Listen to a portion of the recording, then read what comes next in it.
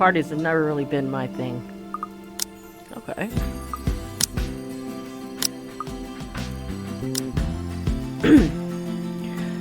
They're always such a hassle and take so much time out of my day. Prior plans, commitments canceled, all for the sake of playing along with others. Welcome everyone. I hated them even as a child. Please, make yourselves at home. But Mom often insisted. She'd slick my hair back, put me in one of those stuffy dinner jackets, and if there were any children around, urge me to make friends. Never mind how utterly loud and tedious it was. It was all for the sake of keeping up appearances. To some extent, lies have already surrounded me, long before I'd chosen what I wanted to do with my life.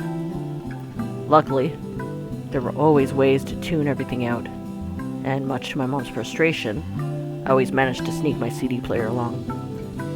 Kept to myself and to my music, had my own little world, until I learned to observe. It's a simple matter of awareness, really, and for someone with keen eyes, a skewed necktie or a simple flick of the wrist alone could tell volumes about a person. Still don't like parties, though. Especially ones as big and fancy as the Wrights' housewarming. However, when there's an actual reason to go to them, I figure they're not too bad. Be careful with Shirley, alright? Besides, like it or not, it's all part of the job. I'm here on a mission. One that has the name Luke Wright plastered all over it. You'd think the man would want to remain inconspicuous after his name was linked to several high-profile crimes across Luxport. Granted, most of them gone cold over the years, having stagnated without any lead or evidence. That still doesn't make him any less suspect. Yet here he is, throwing a party in his own backyard. Although having observed the man this past year, I'm not even shocked. He craves it, the damn spotlight. Constantly yearns for attention like a neglected puppy. Doesn't take a genius to figure out why he's nowhere to be found at his own party. That's not the problem here. What pisses me off is how far his reach extends. How close he's creeped into the lives of the people I care about. Again. Like a stubborn itch he couldn't be rid of. First, Professor Clark. Then there's Isabella. I spotted Z-Man here a while ago, and now there's also Rebecca. Can't you at least act with a bit more shame? Becca, if I find a single scratch on Shirley, there will be hell to pay. There will also be hell to pay if he so much as harms a hair on either Zach or Rebecca's heads. He might have already done so with Isabella, and I wasn't able to do a single thing to keep her safe. Can't let the same mistake happen again. Doubt he'll attempt anything in front of other people, though.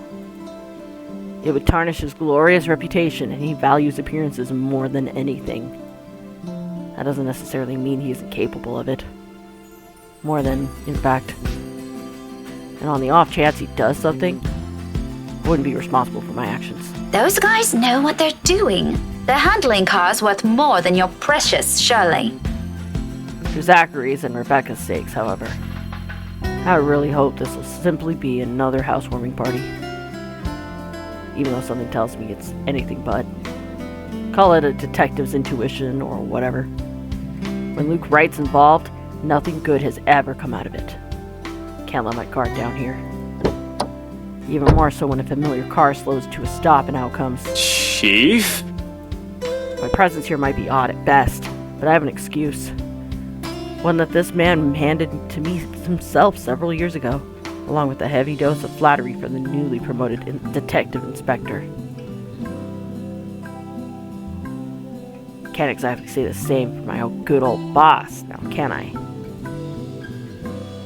Although, to see him here chatting it up with Luxborn's rich and famous, it isn't a big surprise in himself.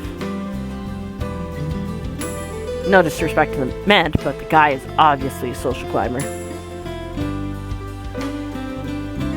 What is interesting is the fact that he seems all too eager to mingle with a person of interest's wife. Just what the hell is he doing here? Ashton, what's... Sorry, Becca, I just saw someone I need to catch up with. Longtime friend. What the shit's going on here? Oh, wait, Ash! What about... This won't be long. Be careful while I'm gone, okay? Hey, be careful! About what exact? I don't want to draw attention to myself either. At least not until he's given me a proper reason to spoil his little party. Thank you for the invite, Anna. Husband still missing, I see. I should be saying the same of your darling Rochelle, Lee. The doctors again. For now, the best I can do is wait and remain inconspicuous, especially with Chief here, whose motives are dubious at best. If it means having to pretend I don't know Zach or Rebecca, or force myself to rub elbows with people I barely know, let alone like, then so be it.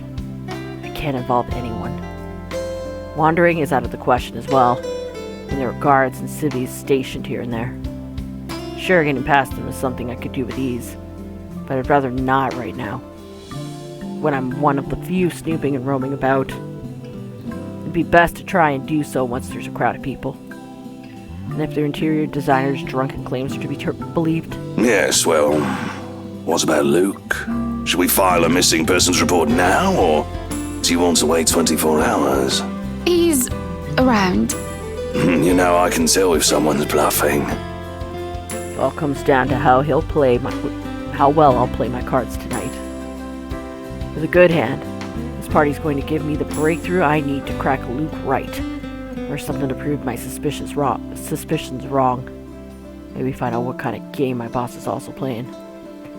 I've had an inkling before, a few hunches tempered down by how much of a bumbling fool the man appears. But one does not simply deal with the rights and get invited to a party they host without wanting anything from either of the two. Or it's the other way around. So with a last wary glance at the two, I head into the ballroom. I just hope this will not complicate things further. Shit. By the time the party's in full swing, night has fallen. Yet there still is no Luke Wright to be in sight. I've lost track of how many counts of verbal abuse and harassment cases the guy could be pinned with. Fuck, he even tried to make a move on Isabella back in the open house. Right in front of his wife. Standing in the same room as him doesn't make me want to punch him any less. Actually, the urge is stronger, but protocols. My case first and foremost.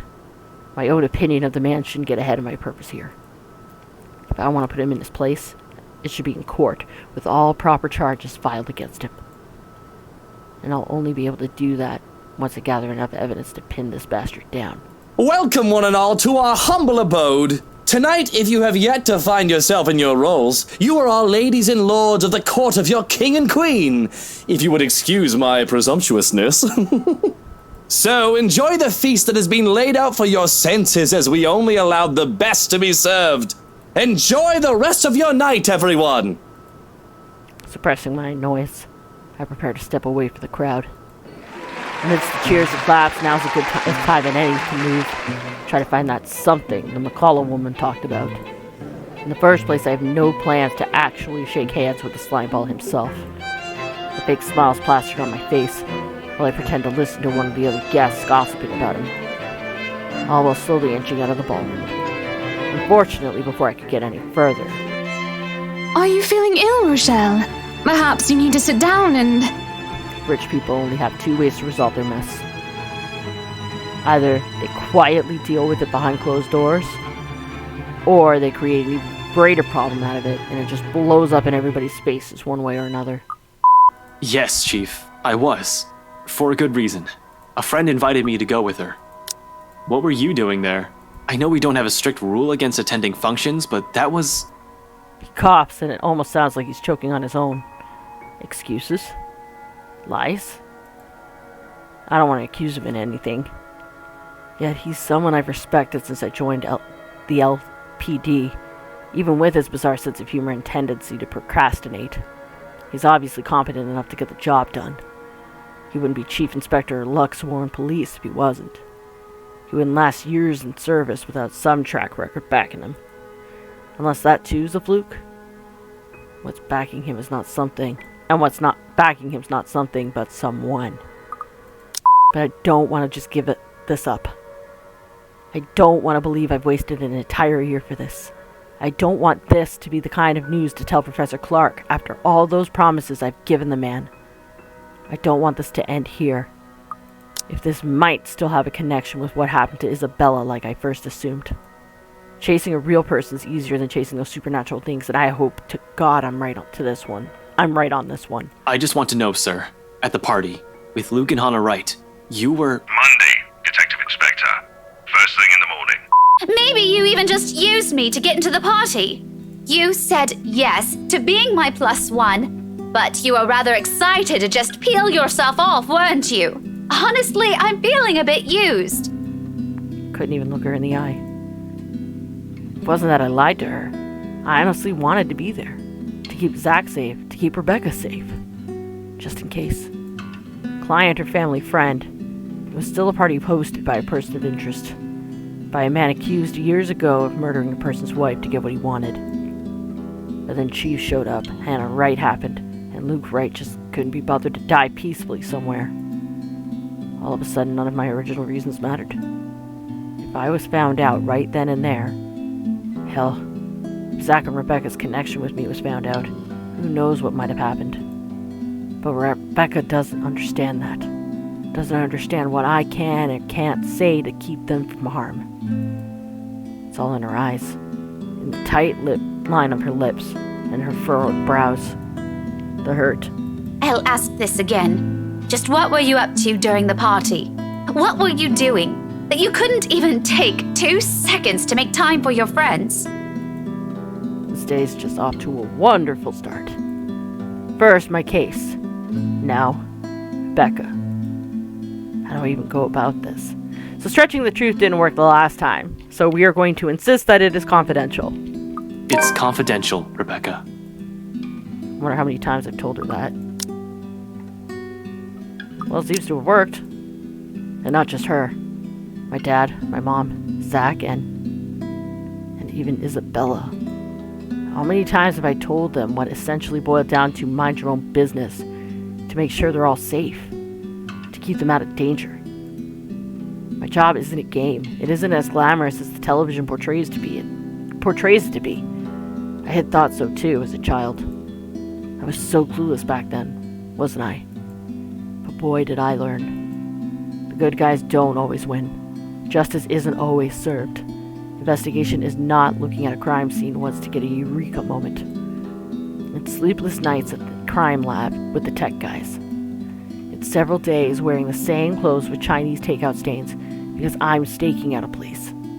It's frustration when bureaucracy hinders you from looking into a case any further, or when you know the suspect is guilty, but they get away scot-free on a technicality.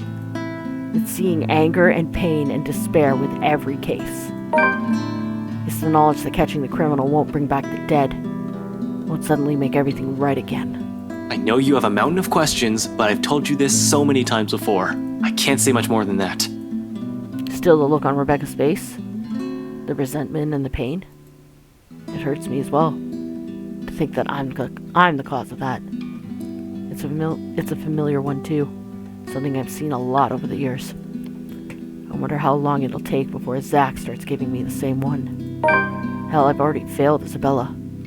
Even without any life in her eyes that night, I could still see the accusation in them. What a mess. I'm a mess. And it's the police, and it's the people close to me who've suffered for it. Official police business, huh? So you did use me? Used. The way she uttered it just makes me feel like a total scumbag. It's not like I did it on purpose. But I can't just hold someone else responsible for this, right? Who am I going to blame? The chief? Hannah Wright? Luke Wright? Doing so feels like cowardice. Doesn't change the fact that I'm the one who put us in this situation. Couldn't even look at her anymore with this guilt eating me up inside. But then she laughs. Half-hearted, with barely a hint of cheer in it, but it's a laugh nevertheless. Honestly, I don't know what to make of that, what to do with myself upon hearing it. It's almost like the mere sound of it is meant to pierce. The least you could have done is tell me. Maybe I could have helped, kept an ear and an eye out for you. I don't know. I could have been Irene Adler, maybe? Her smile doesn't quite reach her eyes, but the mask. She tries so hard for me. I give her a smile of my own, though. though I imagine it comes off as as unenthusiastic as hers. It's far easier to slip back to banter when it's like this, to just brush off everything. At least this way, we wouldn't have to deal with awful things. The woman? Don't flatter yourself. Nancy Blue, more like. Her sidekick would beg to differ, Ashett. Oh! Couldn't stop a wry grin from forming on my lips. She probably still has the photo from that contest, keeps it in her old diary. I never did find either of the two after I threatened to burn them. In the end, I just never brought it up again, hoping she'd just forget about the whole thing. But the small smile on her face says a lot. Those are good times. A lot simpler. A lot more peaceful. Now things have changed. We're no longer the same people we were as kids. Growing up together doesn't mean it always has to be just the two of us in the first place. It's a dumb notion to believe in, when nothing ever remains constant. Things will inevitably change through the years. In fact, it already has. Long ago. Not just with the people we allowed into our respective lives, but also with us, as people, as friends. It really does get complicated as we get older, doesn't it? Not everything has to be, though. Even if it's in the form of a promise I have no idea when I'll be able to fulfill. I swear, I'll explain when it's all over. The silence afterwards brings an even heavier air between us. Something that Rebecca, thankfully, doesn't allow to linger more than necessary. I suppose you have to go now, huh? The situation's already awkward as it is. Dragging this out will only make it more... what? Difficult? Messed up? As if it isn't already. Back to your case again? I don't really have to. I have no case. As far as the job's concerned, I have the weekend off until I have to report to Chief on Monday. Although I don't want to just throw in the towel on this, orders are orders. This isn't like the movies. I don't get to say fuck off, throw my gun and badge at him, become some vigilante, save the day and get my job back. I'd rather get my ass thrown in jail than do any of that. But it's also not in my nature to just sit still and do nothing. It'll drive me crazy if I just idle about. Besides, there's someone who has to know about this whole Luke thing, right? Yeah, I need to go talk to Professor Clark. And there's something else I need to look into. That other matter she mentioned last night specifically. Things even the news had been blasting out to the general populace lately. Evening, afternoon, morning. All deaths with the same modus, blamed on a single serial killer. Or is this still the case? Found dead in the early hours of the morning today. The fire was contained within the room and no other tenants were harmed, according to Lux One Police. We're grasping at straws as far as these murders are concerned. In the first place, I'm not even the one heading this investigation. Yeah, look at me treating it as if it's another high-profile case on my shoulder. How sad is that? Although 3 of my friends have mentioned seeing something strange, I don't want to go into that line of thinking for now. Not yet. Not until I've exhausted every logical argument I could throw at it. To be honest, though, I don't know how to take all of this anymore. But looking at the closed door of Isabella's apartment, I couldn't bring myself not to act. And after Rebecca's claims last night, if I lose another person important to me because I didn't listen, there wouldn't be enough regret in the world. Fuck. I can still see Isabella's lifeless eyes staring back at me. Well, glad to hear you're talking to someone, at least, even if it's not me. You sure you're not bothering the professor or anything? Don't you be a cheeky brat now. I'm sure he's a very busy man. You pointed that out yourself last night. Becca, even if he is, you know he'll make time for me. I'm his favorite after all, aren't I? An attempt to keep things light again. Bad move, apparently. All I get in response to that is an eye roll of hers and the door being slammed shut in my face. I probably deserve that. We'll just have to fix this some other time. By then, her temper's sure to have cooled off significantly. Hopefully. For now, I can't laze about. Gotta attend to things that matter more. Find Professor Clark, deliver the bad news. And maybe I'll also drop by Zach's. check on him, hear what he has to say. He's also read that damn letter. Might as well while I'm here. Playing a paranormal detective? Or was it supernatural? I can't remember. Whatever. Wouldn't hurt anyone if I tried to get to the bottom of this. If nothing good comes out of this. If nothing comes out of this, good. Everyone can shut up about the stupid curses, and we can finally get back on track with their lives. Onto more important things. If there is something. I'll cross that bridge when I get there. So, with the last deep draw of breath, I step out into the morning, setting aside my own problems for now, all while carrying a new set of uncertainties within me. If I'm lucky and Professor Clark has no other obligations today, I know where to find him. A moderate crowd has already gathered at the park by the hour I arrive. People walking their dogs, kids playing a game of tag, and a few who are simply content to lay on their blankets with a book in hand. Cheers and laughter, mostly from children and families, lend the place with some kind of warm atmosphere. I tend to avoid the park precisely because of this.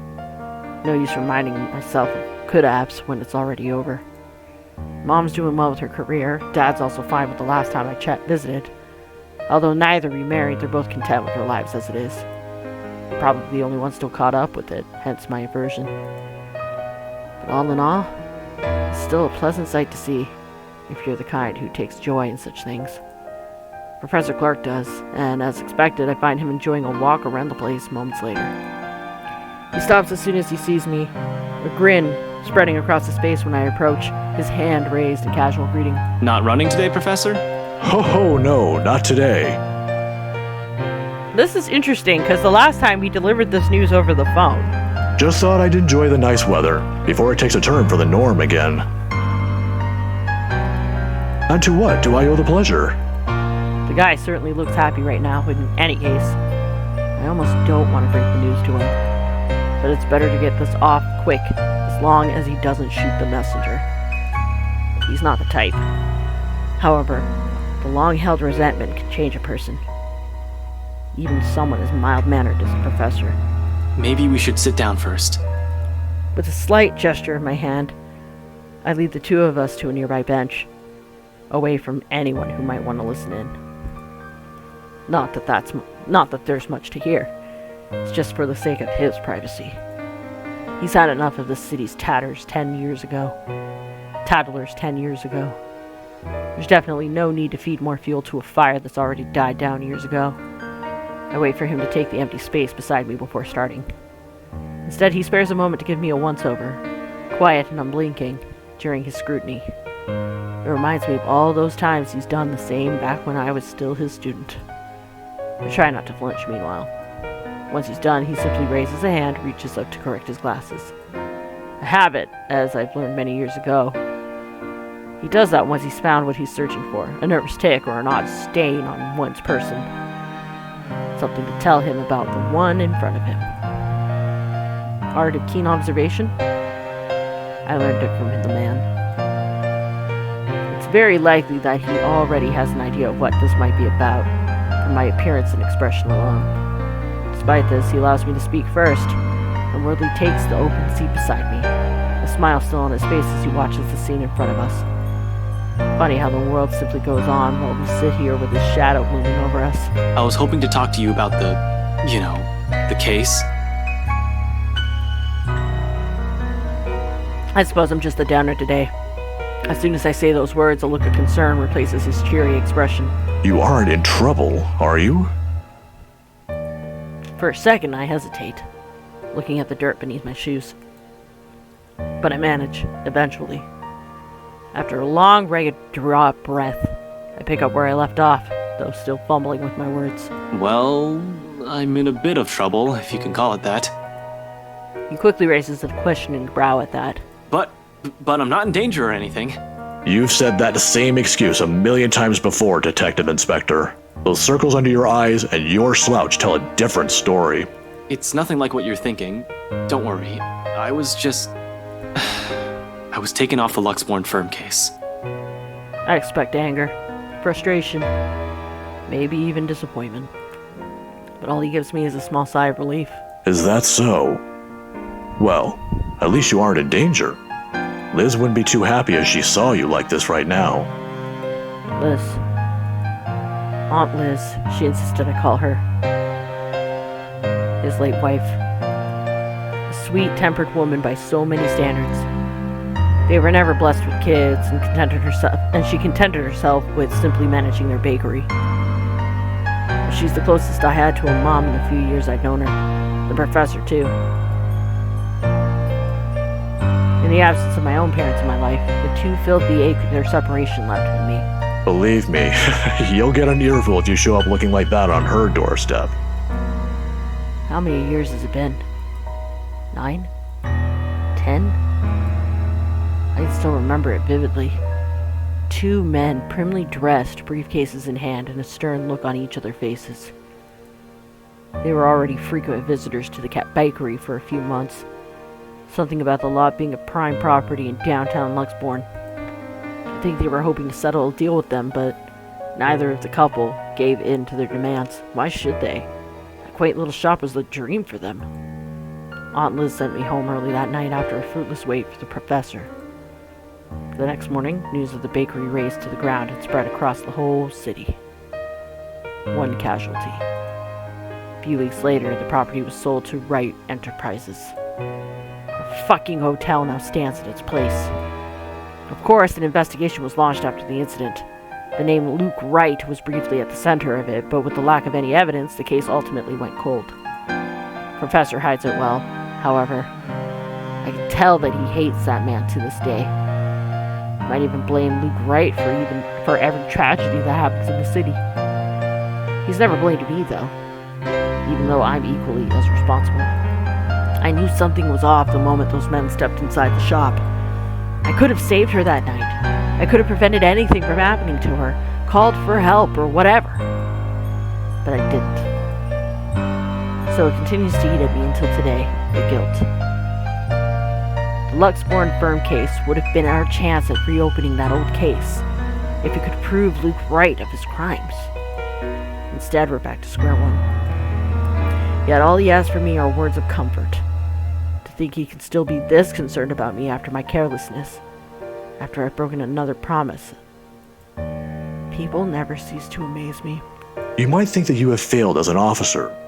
Or maybe you think that you have failed me. And you know more than anyone. I would love to see that man taken down. If anyone deserves to be tried in high court, it's him. Goodness knows what awful things he's done. But I'm glad nothing's happened to you while you were working on this. That's what's most important. I'd hate to get news like that again.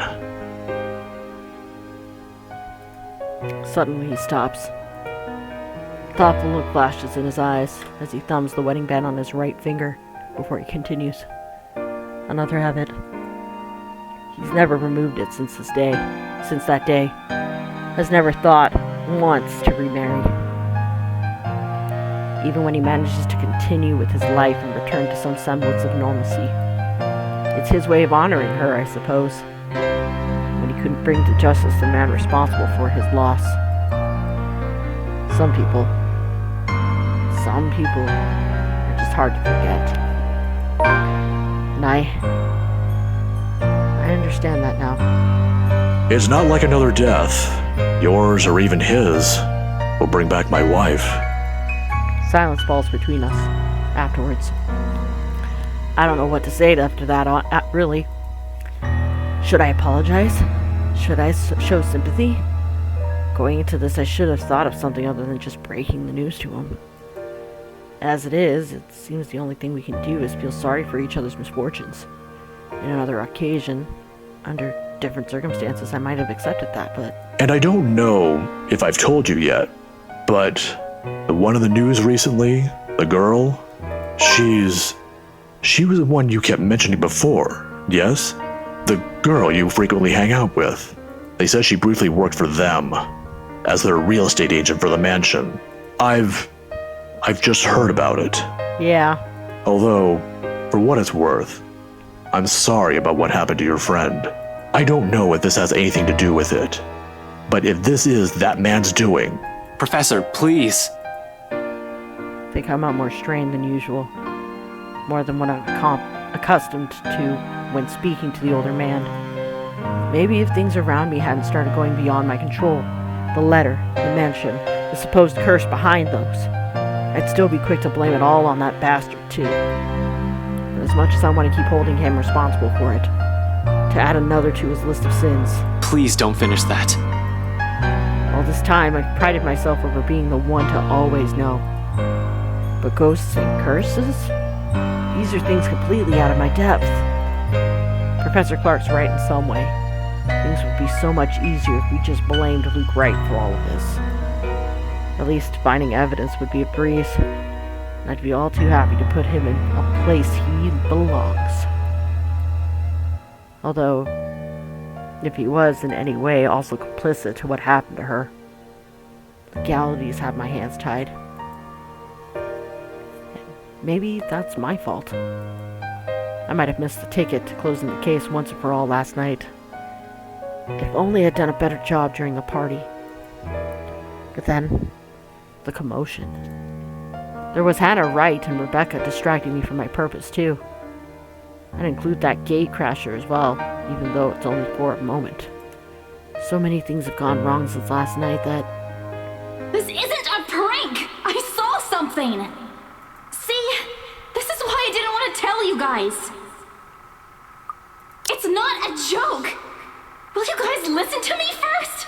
I saw something in the house earlier. It stood right in front of me. If I hadn't gotten away, that thing might have... Last night at the party. But it's real! What do you think I saw? It happened after, when I was trying to get away. I almost got stuck in the same room with that thing. We're all in danger. I thought you were my friends. Why don't you believe me? That woman. Why don't we all calm down first? I'm sure Isabella has her reasons too. No need to be hard on her. Shit. If that was what Isabella had been warning us about, if it was the same thing Rebecca talked about last night, how many of these instances have I dismissed since reading the letter? How many have I ignored and passed off as some effect of fatigue or lack of sleep? Even last night, a hallucinogenic lacing of the food is the first thing I considered purely because that's what my training dictates. It's a mindset I've grown used to. It's the setting the gears in my head automatically take in a situation like that. Of course, I'm not discounting all of that yet until I have enough information. Something to form a conclusion from. Proof. In whatever form it may come. But thinking straight is impossible when all of a sudden all of your beliefs are being upturned. In the most violent way possible at that. Jesus, I need a sounding board. I need to talk to someone and Zach's the best person for that. I have to go. Already? Wait, Ashton, where are you? I don't have time to stop and listen to what the professor has to say as I bolt up and run like a bat out of hell. Getting back to my car in a record time, I don't waste a second to hit the road and drive to Zach's place. If anyone of us knows anything about what's going on, who can help sort the muddled mess in my mind is, it's gotta be him. He listened to Isabella.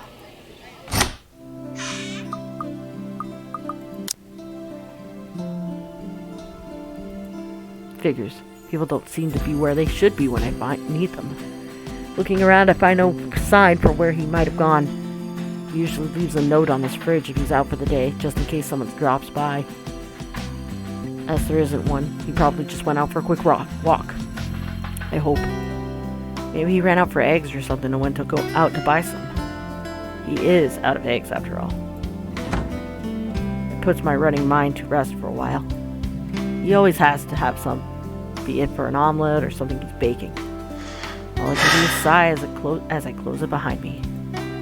I'm still worried for my friend, of course. The messy bed suggests he's out in a hurry. He didn't even bother to fold the sheets. His cell phone's been left behind as well.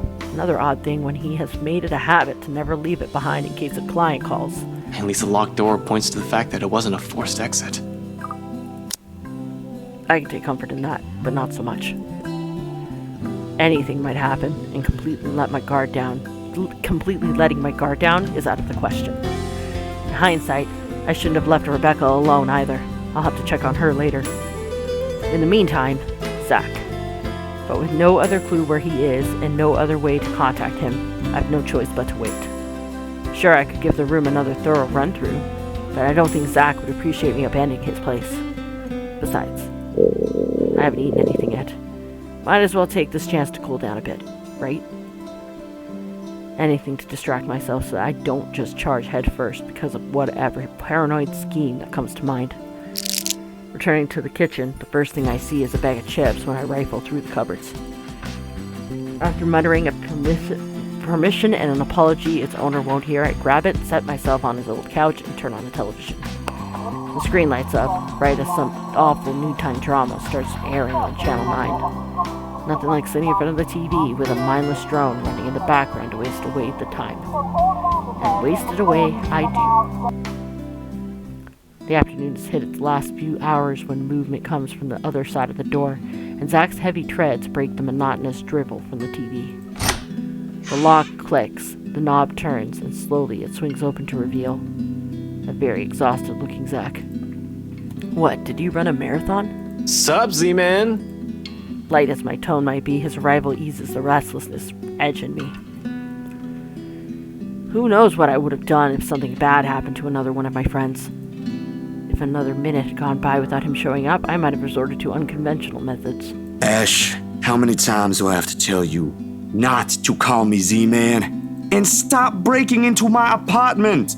Call the cops on you, but doing that feels like a joke in itself because you are one. I didn't.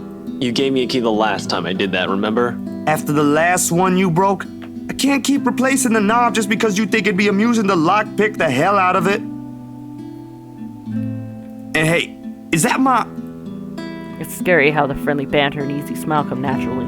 You ate all of it! I was saving that one for the weekend! I'll replace it.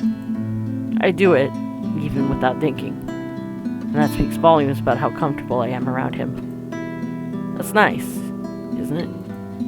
What makes me afraid of it, however, is the idea that a time might come where I might just do these things without meaning to and offend him in some way.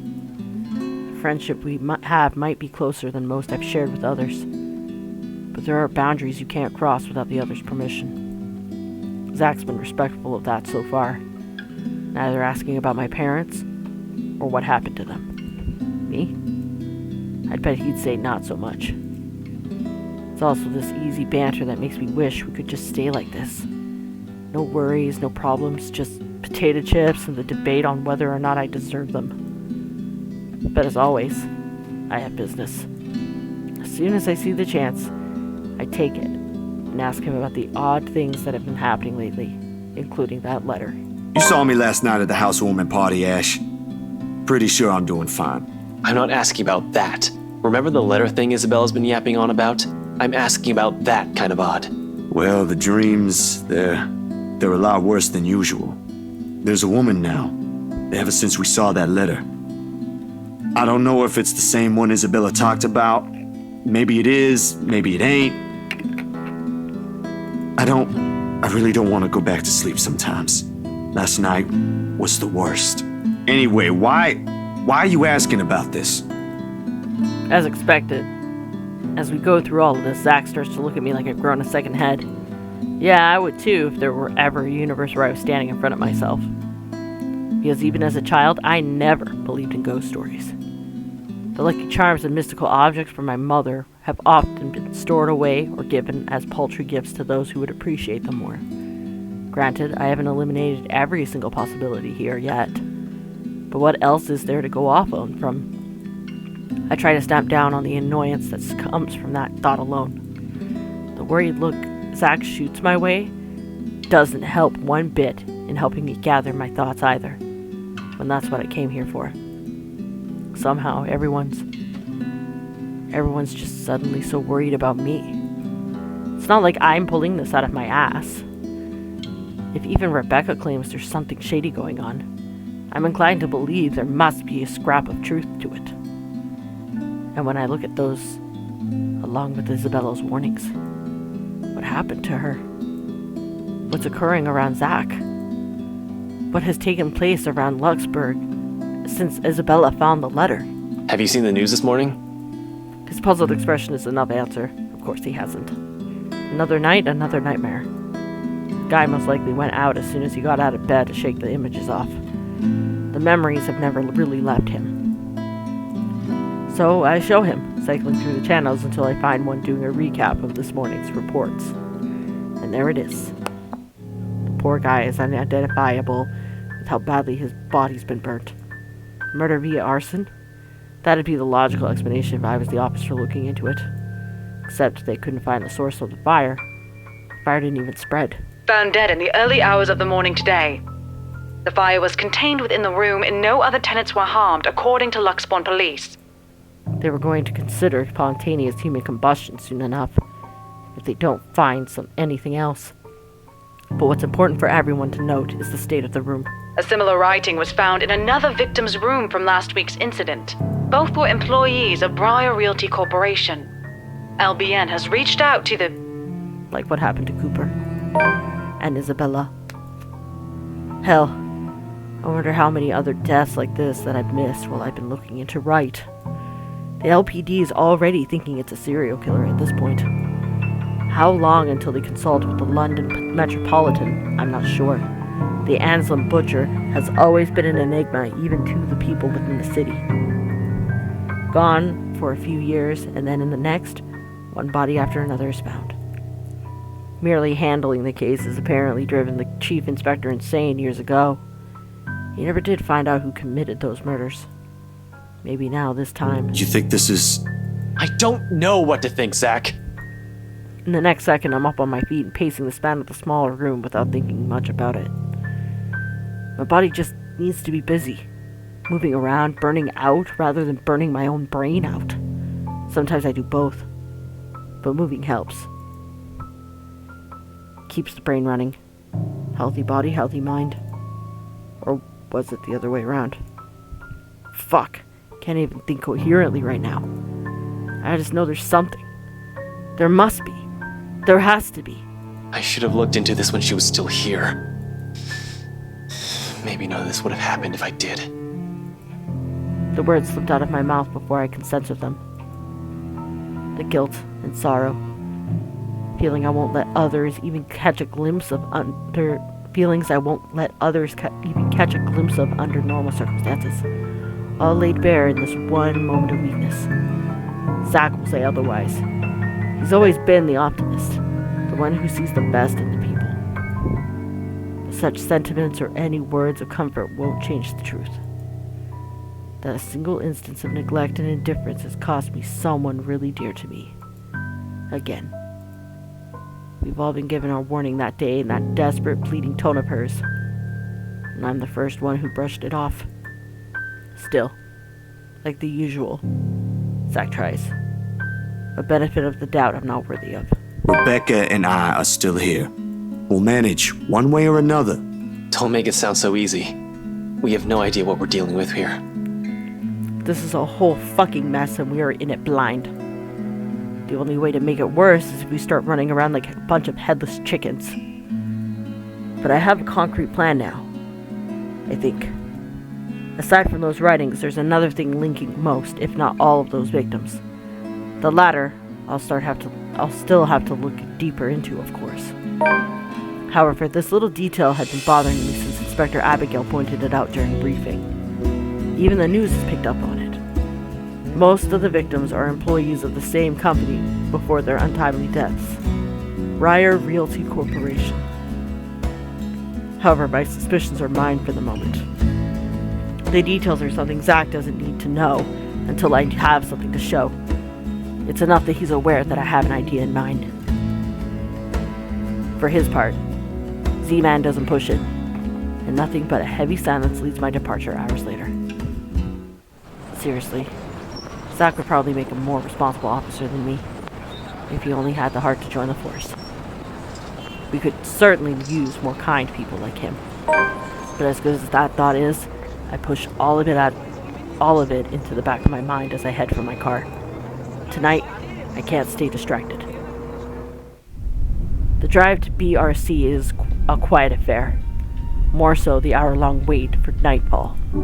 Even with the radio blasting lively tunes, the place is rife with tense energy, only a matter of minutes now. But the ticking seconds don't take away the edge, and for the 5th time, I reach out and fiddle with the radio, adjusting and turning the knobs with no real purpose. It's a nervous quirk I've developed, and never bothered to correct during stakeouts. Something to keep my mind occupied during long nights. What I would give to hear Zach's, Rebecca's, or Isabella's voice right now. Scope BRC out, see if the real estate company has any more information that may be of help. That's the plan. Cooper and Isabella both worked on it before. No, Zachary, I was just talking to her. She was alive, and I shouted at her. I should have at least heard her out, given her the chance. She was so worried about everyone, that something might happen to us. Zach, she was warning me. She said we might be in danger. Remember Rose Cooper, her co-worker, on the news? You've heard it, right? She was saying something about her and the letter she got from that mansion. Whoa, wait there, Rebecca. That's a huge jump in logic right there. And a little bit too much to take in at once, frankly. I know that. If nothing happened, I wouldn't have given it much thought. But as it is, what if she was right all along? What if that letter she found really has something to do with this? The same thing was written in her room, with her own blood And nothing. I expected to hear a better argument from you, Rebecca. And before you ask, the stupid letter's with forensics now, along with the other evidence. Don't waste your time looking for it. The whole case is a train wreck as it is. Sure, I could always check the station for full reports. That's the easy, semi-legal way. But I don't want to bump into Chief right now. The guys at the precinct will definitely throw me out on his orders as soon as they see me. Not that my plan right now is any better. I'm just breaking into a different place, more or less. Honestly, it's a toss-up between breaking into his office or into the Wright's mansion. As it stands, I'll have an easier time getting in there. After all, why would someone want to break into a realty company? Been here many times before anyway, for a few casual visits when I wanted to bug Scaredy Cat. Over the years, I have more or less grown familiar with their security setup and how badly staffed they are. Plus, it's an old building. If the bankruptcy rumors are true, it just means their access protocols might also be outdated. Also gives me confidence as I exit my car and march towards the building. There are no side entrances, unfortunately. I'm going to have to do this the hard way. All things considered, though, feels like this might go smoothly. And where do you think you're going, young man? Hey there, sir. A nice night we're having, eh? Hello yourself. It's late. Most offices in this building have already closed up shop for the weekend. Bloke seems friendly enough, though one can't really tell from his voice alone. He might be the wary sort, for all I know. Keeping an unconcerned face and aloof air won't hurt, until I figure out how to wriggle myself out of the situation. Just come back on Monday if you have important business. He's probably been working here for a few months already. Maybe around 4 to 6 months max. Otherwise, he would have recognized me at first glance. I haven't shown my face here since I've been assigned to the firm case a year ago. In the first place, none of their security officers ever lasted a year in service. The longest was around 7.5. I'll give this guy around that before he gets fired or finds a better paying job. For the moment, his too friendly attitude is almost a gift. Really? Damn. Boss man won't be too happy to hear that. Boss man? Sorry, it's my boss, Mr. John. He asked me to get a few things from his table. Important work stuff, you know. John? From Briar Realty? The one and only. But, this sucks. I didn't realize the office closes early on weekends. Shouldn't have stayed for another movie. Damn. I'm gonna get an earful later. New hire, you see? Good thing Isabella's been quite open with stories from her office, no matter how mundane they all are.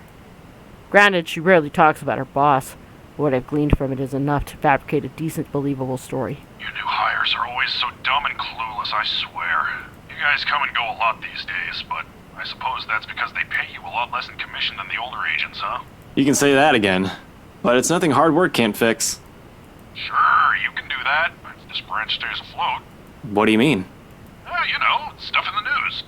You mean what happened with Rose Cooper? Patience is the key. I can't rush this one or he'll get suspicious. Or I might make a mistake. Besides, if I'm going to be stuck here with him for a while, I might as well try to gather as much intel as I can. He may just be a guard, someone with no real authority, but most of the time people like him are the ones who know more than they let on. Yeah, but even before that, we've got a couple of good blokes we never saw again. There was this one kid, too, Santillian? Sanchez? Santos. Isabella. Really? Those guys could have just resigned for all you know. Dunno, I only catch tidbits of stuff from over here. Though seriously, I heard the branch is getting flushed soon, but that's no excuse for anarchy. You're the third newbie he's sent running errands this week. I can't keep letting you all in after office hours. I'll get in trouble too, you know? Come on, just a few minutes. There's a long pause from his end, as if he's contemplating his options. A little push is all I need before he gives in. You know how fickle the boss's moods can be. Well, yeah, but... Please, I really need to get those files to him tonight. All right, go ahead. I swear you young ones have no respect for authority. Use the side entrance. I've already locked up the main door. I'm not gonna open that even if you give me puppy eyes. Thanks, I owe you one. Using the side door presents a different problem, however. It needs an access card. One I don't have. I could always pry it open and use a gecko. But right under the guard's watch? There's just this one problem. What is it, again? I forgot my access card. I make a show of facing the security cameras, pulling my empty pockets out, and presenting him the sorriest look I can muster. Bloody hell, kids these days. Is there any way for you to... Boy, you're lucky I'm nice. I'll go and unlock the side entrance for you then. You can use my card, it's on the front desk. You'll need to beep in when you report for proper work on Monday, though. And don't forget to turn off the lights before you leave, Kate? He cuts off the connection before I can thank him. Soon the latch clicks and the side door swings open. The guard, a stout man wearing a uniform still too loose for him, waves me over from the gap before he disappears behind his station again. Just my luck. Here I thought I'd have to use unconventional methods. Sure, I might be getting the guy in trouble. I kind of feel sorry for that. But it's not like he'll be keeping the job for long, if he's letting people in like that. If BRC doesn't have long net either, he'll be doing job hunting sooner or later anyway. He's lucky I'm not here to hurt anyone. If I were someone with ill intentions, he might not be smiling at the end of the day. Of course, as I step into the building and grab his access card, I try to push all of these concerns as far down as I can. I need to focus. Work is work. Although if this is a sign of what's to come, then maybe things are indeed looking up. It's a quiet ride up to the 7th floor, where the BRC Luxmorn main office is. Seb, according to his access card, has been kind enough to switch the elevator's power on, just as I'm about to head for the fire exit stairs. Which is a welcome relief. I'm an active guy, but the stairs? I don't want to tire out too quickly, in case things get ugly. There probably won't be any trouble with the building this quiet, but you never know. I swear, the whole place definitely feels eerie at this time of night. But until I've confirmed anything, those are still just stories. Worse things can happen. No need to scare myself. Staying calm means fewer mistakes. Though I sure am fucking gutsy, especially with what I'm doing. I'm breaking a lot of laws here. Best thing I can come out of this is that Isabella was right all along. Worst case scenario, I find evidence that would implicate BRC or Luke Wright in a crime, and my meddling, if I'm not careful enough, makes it inadmissible in court. Though I'll be honest, I strongly prefer losing my job or facing Wright over some spirit or ghost or whatever it is. I could always work around the problems with the former. Fighting off a phantom? How does one even do that? Do guns even work with them? Yeah, not going to happen. But tonight, I'm here to fix things. If I do it without leaving a trail, all the better. Good thing that's what I'm good at. The immediate area beyond the elevator door sees the agent stations. Ah, half-baked knowledge, nice. There's a lot more to the floor, of course, but first order of business is, as soon as I'm in, locate the records room, then security. Passing the sea of cubicles, I can't help but take in everything in their office, a force of habit for the most part. As far as I know, BRC Luxborn used to own this whole building. Okay, fine. Offices on several floors once upon a time when the real estate is still a lucrative business for the company in this side of the country. Then competition showed up, and suddenly everything's not so good anymore. It only got worse as the years went by, or so according to the rumors. Now the branch is just this floor, despite what the huge sign in the building's facade says, and frankly, it's not too hard to believe when one looks at the state of this room right now. A number of desks have been cleared out. Personal mementos are scarce, as if the employees have gone on an exodus. That'll beat the downsizing. Probably. Searching for what I need would be a whole lot easier if Isabella were here. Maybe she'd even tell me more about the sudden layoffs. She'd always been... Focus, Frey. There's no point in whining or dwelling any longer on it. That's why I'm here in the first place. Without her, I just have to do this the old-fashioned way. I'm a detective, aren't I? Besides, the longer I take here, the riskier the situation becomes. Brushing it all off, I immediately get to work.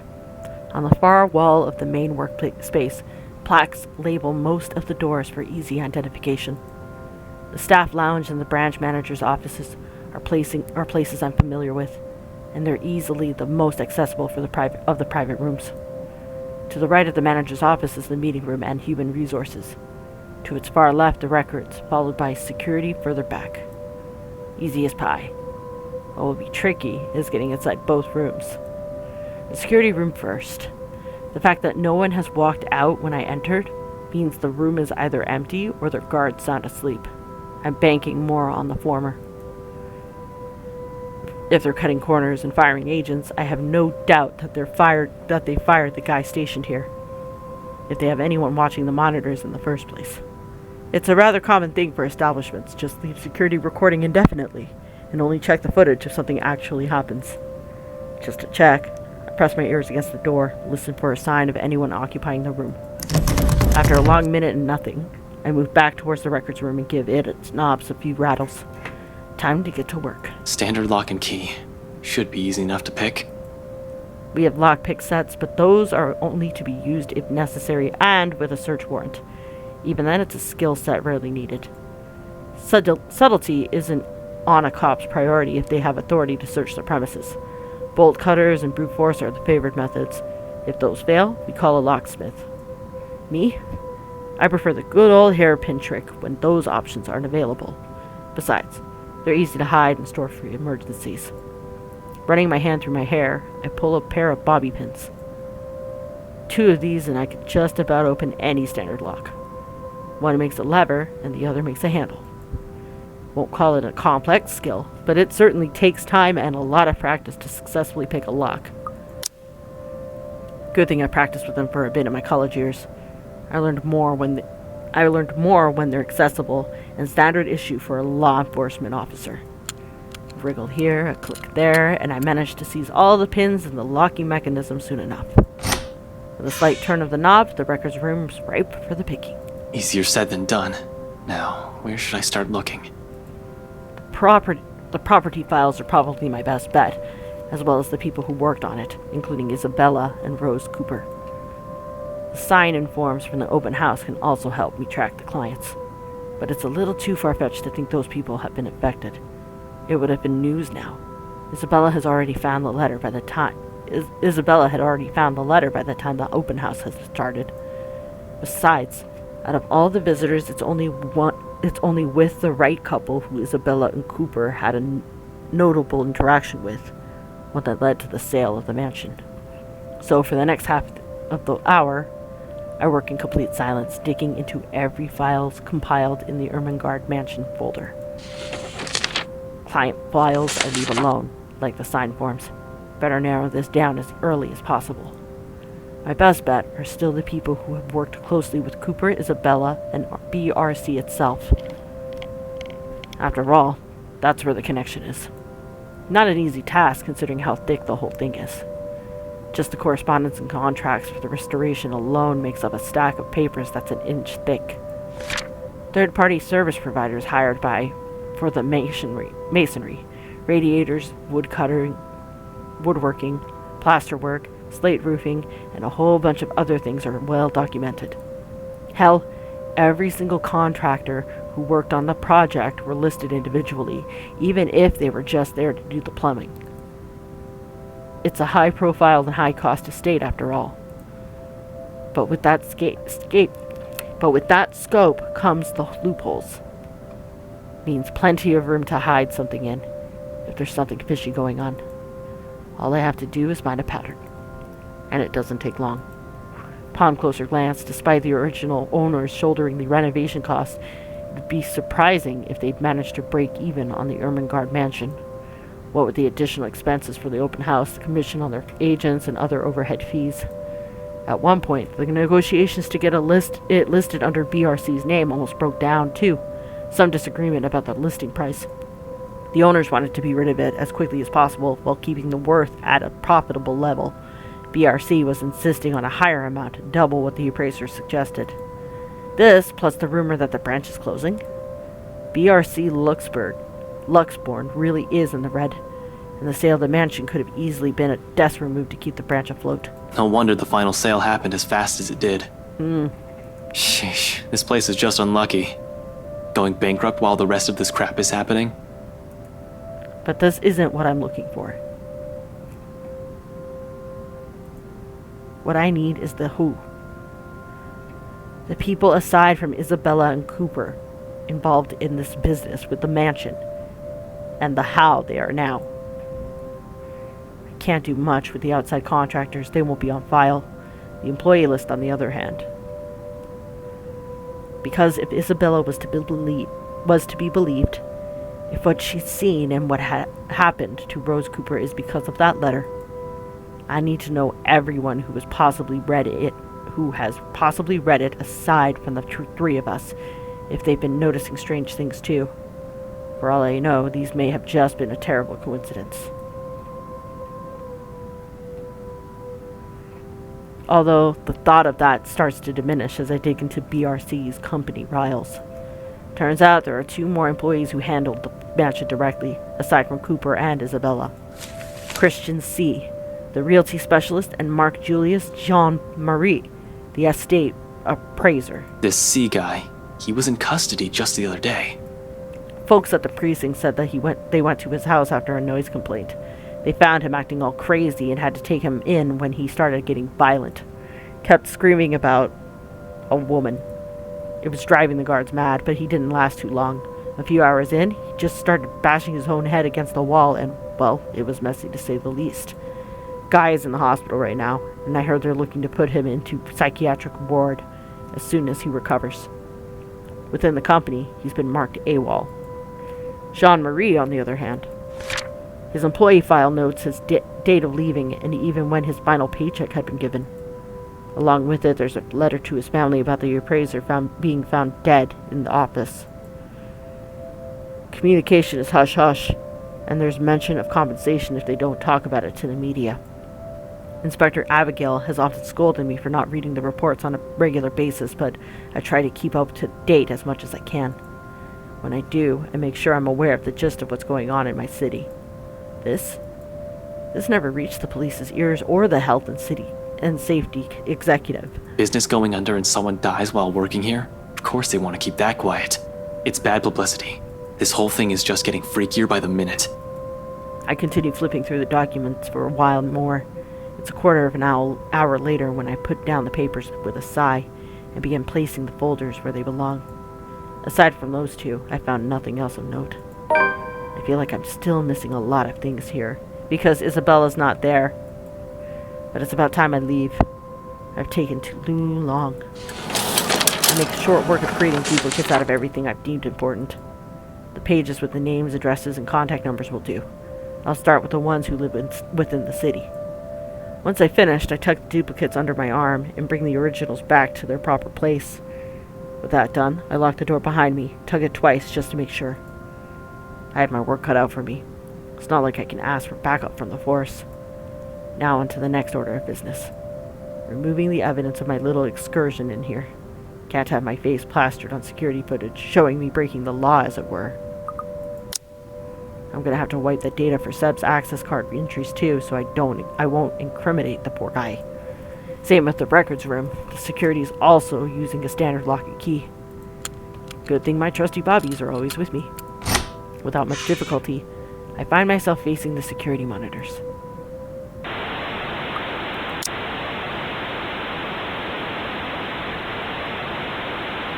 The room's odor hits me first. A sharp, nauseating stench, as if someone has accidentally spilled a gallon of bleach in the room.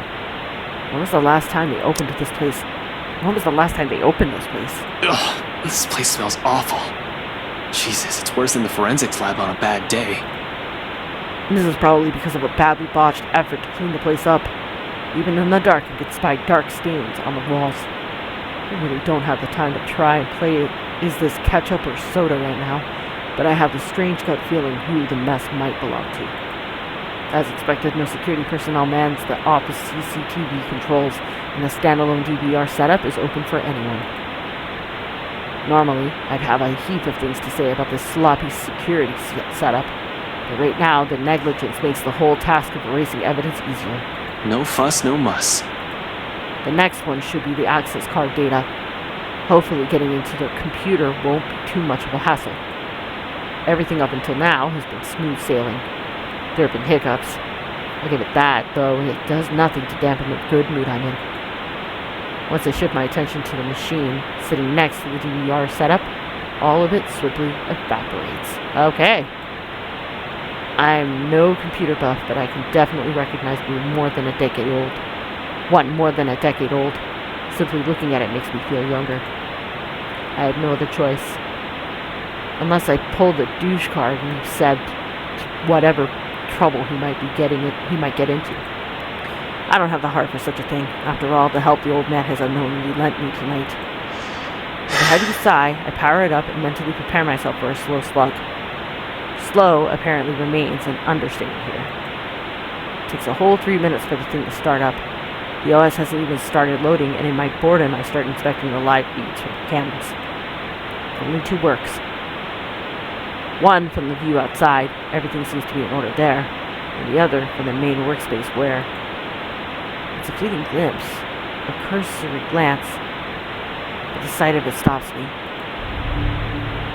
The image is a bit blurry, but standing there right in the middle of the room by one of the cubicles, I can make out the form of a... What the hell is... I don't get too far into the line of thought. No few seconds after my words have slipped out, without any sort of warning while I'm still trying to make sense of what it is. A moment of paralysis hits me, and she stops right in front of the camera. Like a damn rookie, I go still in the face of danger. I definitely haven't been trained to handle the supernatural, and this is one, isn't it? And, oh fuck. Her eyes bore into mine. The malice in them, piercing. Even beyond the screen, it's enough to make me go numb. Only the mug crashing to the floor when my hand accidentally takes a swipe at it snaps me out of the trance. Without second thought, I back away from the controls, from the room, ready to be done with this place. But before my foot even moves, she disappears. Son of a... Oh yeah, that still makes me jump. Every fucking time. Instinct instantly takes over and my hand quickly reaches for the gun at my side, only to meet empty air. A mistake that cost me a few precious seconds, while the paperwork I've brought with me threatens to scatter everywhere at the same time. Gathering everything in myself once more with no weapon to protect myself, my sense of self-preservation kicks in the next, and I lunge towards the door. I sprint across the office without daring to look back. As soon as I make it out of the office, I practically throw myself into the open elevator and slam the button for the ground floor. A sigh of relief escapes from me when the elevator starts its descent. The clicking noises fade off into the distance. Shifting the stack of papers under my arm, I lean back and wait in an attempt to compose myself. Except we're not going to the ground floor, I don't think. Breathe. In. Out. Yep. In a matter of seconds, the elevator stops and the door opens too. There's a moment's pause where I take in my surroundings, confusion understandably there, along with frustration. Are you kidding me? They should just replace this whole thing. I'm quite sure I pressed for the ground floor, though. But it's an old building. The elevator always did have problems when I visited in the past. Even Isabella becomes so angry whenever we try to get to her floor, and she'll have to repeatedly smash the button for the elevator to even move. That was always good for a laugh. I wasn't too worried then. Now, from the distance beyond the light's reach, the noise echoes in my ears along with the rapid pounding in my chest. Okay, since I didn't do it last time, we're gonna see if we can do it this time. Anyone there? I can hear you moving from here. Show yourself. No response. Only the soft sound of something scurrying around the floor, the walls in slow, deliberate movements. Faint, though still audible enough in this hush, until it stops. A moment. And then... this time I'm certain it isn't my imagination. I guess my training, my whole body stiffens. Hands stilling mid-press on the button, eyes growing wide while waiting for any sort of movement further back, the ears straining for the sound of the source of the sound. Much as I hate to admit it, the dread was seeped into every nerve in my body. And the blasted elevator still won't work. This isn't in my fucking training manual! No, it is not. Another series of shuffling against the ground, a laughter, and all of a sudden she's just there. Like a twisted spider, she stares at me, a look of hunger in her eyes and venom in the twisted manner she smiles. She has glee she has well earned, when I'm a damn fly that she has been dropped right in the spider's web. Damn it! Damn it! Without warning, she moves, mocking me with each unhurried crawl she takes, knowing I'm at her mercy. Fucking hell, work, you stupid! My life's in the hands of a crummy elevator, literally hanging between life and death. I'm not going to die here. Not in a damned elevator.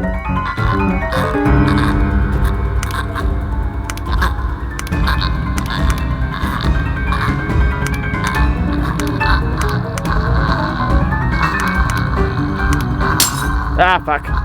6, 2, 3, 9, 5. 6, 9, 4, 2, 5.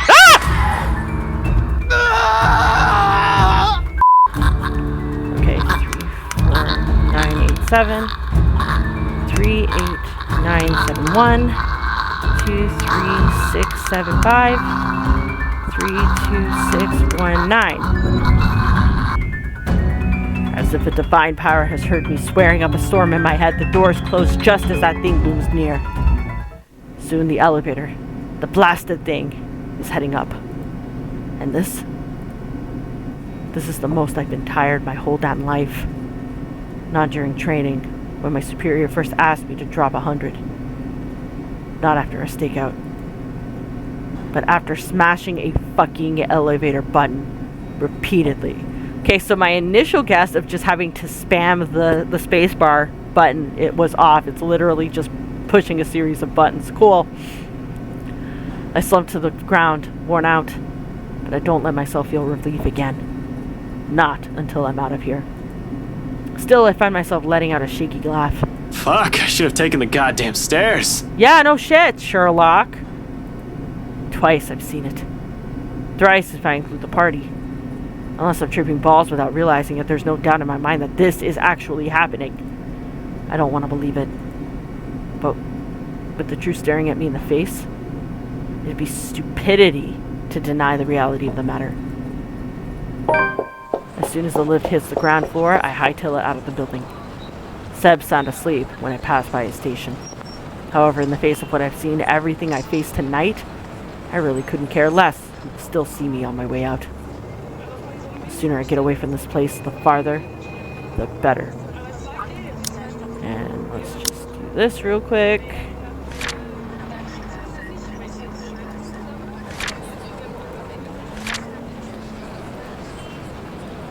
And there we go. I'm just not sure if that also means being safe. She almost got me, damn it. The fucking thing almost got me. Shit. It was only by luck that I managed to get the fucking elevator unstuck. Had the blasted thing not worked in the last second? I need some air. Fresh, breathable air that doesn't stink like death and gore all at once. I'm panicking. Christ, losing focus. I can't afford that right now. I can't lose it, when Zach and Rebecca might be in trouble as well. Remember your training, Frey. Another deep breath. And soon, I'm starting the engines and driving off. After that little incident, somewhere open would be good. Someplace I won't get trapped. Luxbourne Park brings a welcome relief, though only by some. The chill that has seeped into my bones is still there, furling and unfurling underneath my skin. If I don't move, if I don't busy myself with anything soon, my brain will go haywire. It's the last thing I want to happen when there are plenty of things to do. But this already answers all of it, doesn't it? Those deaths? Just how many copies of the letter are out there? Isabella can't have the only one if other people are also getting cursed. Could it be that the one she has shown us is just one of 5? Maybe even more? That whole past us to 5 people business is ridiculous, but at this point, is it still? All in all, I found 2 deceased people who might have read the letter. 4 if we count Cooper as well as Isabella. And that's only with what I can find right now. I have no idea how the contractors and specialists hired from outside the company are doing. If they're in any way affected. How many more people are suffering? How many are missing? How many are dead? Can I still even blame the Wrights for this? If anything, they might be in danger as well. I don't think I can wish a curse upon anyone, no matter how big of a douchebag Luke Wright is. There's also that woman. How do we get out of this mess? How do we get away from her? Shit. Still so many things we need to look into. Yet all my body wants to do is pace. Burn out whatever excess energy there is in me. I'm not going crazy, am I? I saw that. I'm pretty sure I saw that. I didn't inhale anything weird. Just shit. Shit. Of course, the panic passes soon, replaced by another tense silence as everything sinks in. The awareness of a much bigger trouble looming over me. Us. We're in deep shit, and it has finally caught up and hit me like a ton of bricks. Because Isabella had been warning us all of this since day 1. And I'm the first person who brushed it off. Suddenly exhausted, I slumped down on a bench and burying my face in my hands, as every regret bears down on me.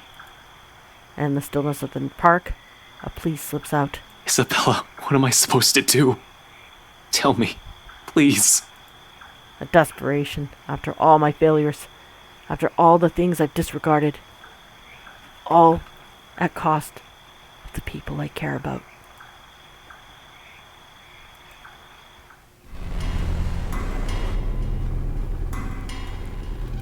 Darkness blurs the edges of my vision. Black tendrils twist and coil around my limbs. Soft footfalls echo from the far distance, scurrying, scampering, moving in an odd rhythm with the sharp, piercing notes of her laughter. A scream threatens to burst, but my throat closes off. Ever so slowly, a chill seeps into every nerve in my body, washing away every sensation in me, apart from one. There is only fear. Once again, her laughter echoes. A sound both bitter and unforgiving. It's the last thing I hear before she reaches for me. The ground trembles. The world slows to a stop. Morning breaks in a blurry mess of vivid shapes and colors. Oddly, there's no feeling of terror or confusion gripping me, despite the vague images that have driven me from sleep. Awareness kicks in shortly, though slow and sluggish, as I blink away the last remnants of unconsciousness from my eyes.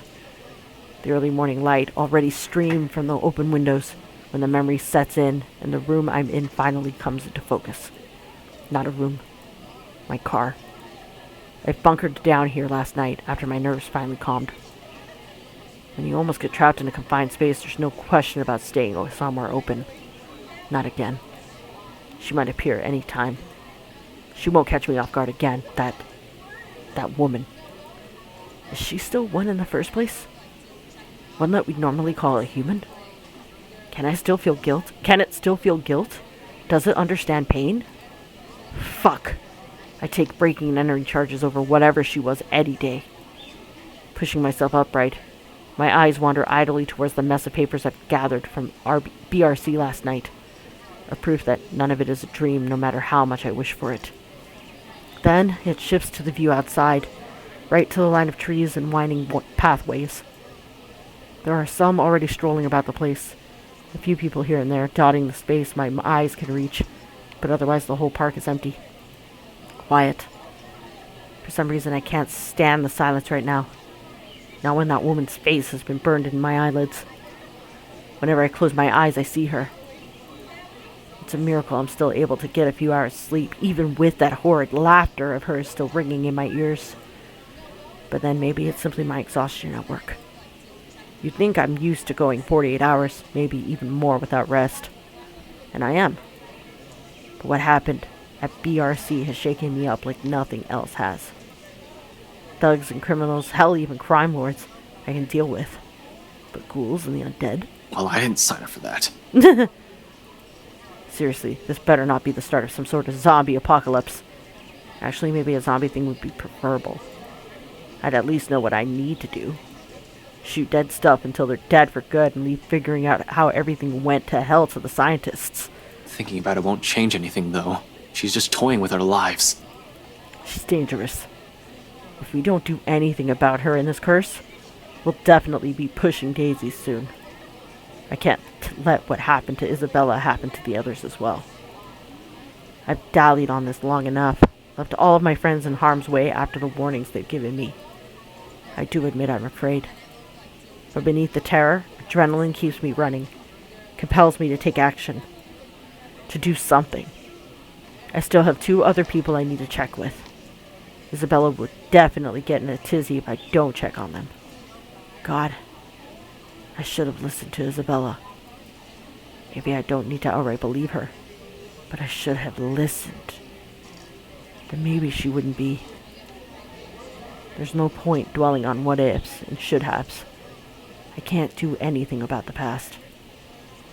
What I should be caring about is what might happen. That I can do something about. With one last sigh, I start my car and slowly pull out of the parking lot. Zach's already been warned yesterday. I trust him not to do anything stupid.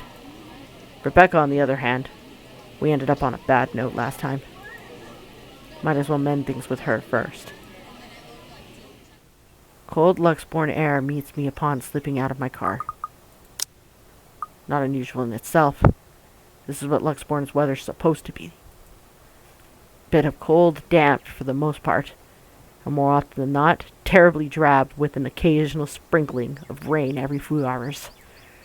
The sky's still clear, but I'll give it a day or two before the weather takes a turn for the worse. I've complained about the awful rains for years, despite having lived here my entire life. I have to admit, though, seeing it return to the usual feels extremely reassuring. At least something's still normal in the world, when I can no longer think the same of the situation we're in. A nightmare. That's probably all this is. Usually I'll say, I've been through worse. But that's simply another lie I've often told myself, isn't it? And I fed myself a great deal of lies through the years, just so I won't have to think about it the next day. Maybe we won't even have this problem if I haven't been running around ignoring things, hiding them someplace no one will see, because I've since believed doing so is a show of weakness. Z-Man has mentioned dreaming about a woman. Whether it's the same one we've been seeing, I've yet to ask. Bottom line, he likely knows as much about this as I do. Isabella already died because of it. Yet here I am, walking up to Becca's door, one slow step at a time. A stalling tactic to allow myself some time to put the mess in my head in better order. How to phrase this, when there's a 90% chance she's still pissed about the whole different matter. It's the only reason I didn't check on her last night. I'll only alarm her by showing up in her home in the middle of the night, acting like a babbling lunatic. And her anger can last quite a while. These past years, Seems the only one she's been able to easily forgive was Isabella. I kinda wish she were here to help me talk to her. I run my hand through my hair and straighten out my jacket before knocking. Once, twice, 3 times, just to be sure. Becca has heard me, even if she's asleep. She's usually awake by now. Hey, Becca, it's Ash. Open up. Don't tell me you're still in bed. Seconds tick by. No answer from her, and dread starts to creep up. I've been trained to handle dire situations, but the feeling has been doing that quite frequently since last night. My mind begins to anticipate the worst, and then the next minute concern has mixed in with my thoughts, and I bang my fist on the door, louder this time. She'll definitely be livid, but I'd rather face her wrath than a dead body. Becca, it's Ash. There's something we need to talk about right away. Open up, I know you're... Your girlfriend left early this morning, pretty boy. So if you could do us a bloody favor and shut up, that'd be real fucking polite. My hand pauses short of landing another heavy knock. From the other unit, Rebecca's other neighbor peeks in through his door, though I see nothing but a bundle of blankets. I'll say they need help from being devoured by their sheets, but it sounds like he's just fine. He's a huge asshole, too. Course of action so people like him won't ruin your day. Act like the nicest person on the planet. Has done me wonders when I was a rookie patrolling the streets. No need to match his temper. Oh, did she say where she was going? I don't know. She said something about meeting someone or something. Well, what am I, her keeper? You know some people want to sleep in on a bloody Sunday, so keep it down. Just looking forward to this weekend. Thanks, you damn git. Well, there's no need to be an ass about it. I'll get out of your... He slams the door shut without warning, but not before muttering a string of very colorful words about me. Probably thinks I won't hear him inside the 4 walls of his apartment. Jerk. And at the end of it, a sigh. So Rebecca's not here. I must have missed her by an hour or so. But at least she's not alone. She should be safe. In theory. More so if the person she's meeting with is who I am thinking. Nevertheless, I still can't help but worry. It's an easy thing, continuing down increasingly darker lines of thought. Tact brashly. To find out where she is and go straight from there without deliberating on my actions first. There's Zach, too, to boot. Rebecca's not alone, but I can't say the same for the big guy. A simple phone call to the both of them should do the trick. It'll ease my nerves, at any rate. It's better than rushing over to Zach's place or assuming Rebecca's whereabouts and finding out they're not where I've guessed they should be. Assuming the worst will come next, which I'd rather avoid this early. Any other reason, I wouldn't bother them, but an emergency begs for urgency. This is one, right? Even if it isn't, anxiety from concerns dulls judgment. Something I almost certainly can't afford to lose at any given time, especially right now. Any means to calm it will do wonders for the muddled mess my mind is already in. Pulling out my phone, I thumb through the screen until I ends up on a group with only Zach, Rebecca, and Isabella's numbers listed. The last one, I don't have the heart to remove yet. Other people will probably say I keep too few friends when they chance on this. To some extent, it is true. I can easily name about 100 people I've had been acquainted with throughout the years. Colleagues, blockmates from uni, neighbors, those sort of things. They all come and go. But these three have chosen to stay for some reason, without wanting or asking of anything. Unlike the others, none of Zach's kindness, Rebecca's patience, nor the sincerity in Isabella's eyes. One day, these guys are just there. Next I know, being with them eases it. That heavy, somber feeling lingering in the air when you stand alone in your apartment, or something as simple as spending your day off without anyone. I'll say it's loneliness, but this carries much more depth than that. If I can help it, I don't want to lose the rest of them to some stupid curse. I've already lost one. A phone call may be the least comforting thing at the moment. Honestly, I prefer being in the same room with them right now, but I'll take what I can get. Becca first. She'll get angry at me for worrying about her. She isn't some helpless damsel in distress after all. She isn't the shy little girl I knew when we were children. We're already far from the people we were back then. But that's more than enough reason to check in on her. I don't have to imagine her taking anything head on. She'll do it, instead of asking for help when she needs it. I don't care if she gets mad at me, if only to know that she's mine. A ring. In the silence of the hallway, it sounds alone. Might as well be sharp enough to pierce through my ears. Another second passes. 2. 3. But when on the 9th ring, it goes straight to her voicemail. A cold feeling instantly lodges in my stomach. Rebecca Gales here. You've reached my voicemail. Sorry if I can't get to you right now. Oh, and if this is Isabella, yes, you're free to reheat the food in my fridge. Otherwise, leave a message. Probably just busy, that's all. Though I still barely manage to keep my voice even when I speak. Hey, Becca, call me back when you're free. We need to talk. ASAP. Becca will be alright. Is alright. She's safe. She's with someone. In the event that woman shows up, she'll have someone with her. Someone she'll be able to ask for help. She's safe. She can handle herself. Becca might have a fiery temper, but she knows when she's faced with something she can't handle herself. Rebecca will see my missed call and she'll call me right back. Though I don't express it enough, Rebecca is someone I consider important to me. She's been my friend the longest. Anybody else would have been fed up with me and left. The girl stuck by me no matter how big of a jerk I've been. There's Zach too, of course. I'll always be thankful for having them around. There had been Isabella as well. Her presence in my life will always be immutable, even if she's no longer here. The worst times before, however, Rebecca was there. No one believes it when I say it, but I've surely had my awful moments as a bratty kid and as a horrible teen. Issues.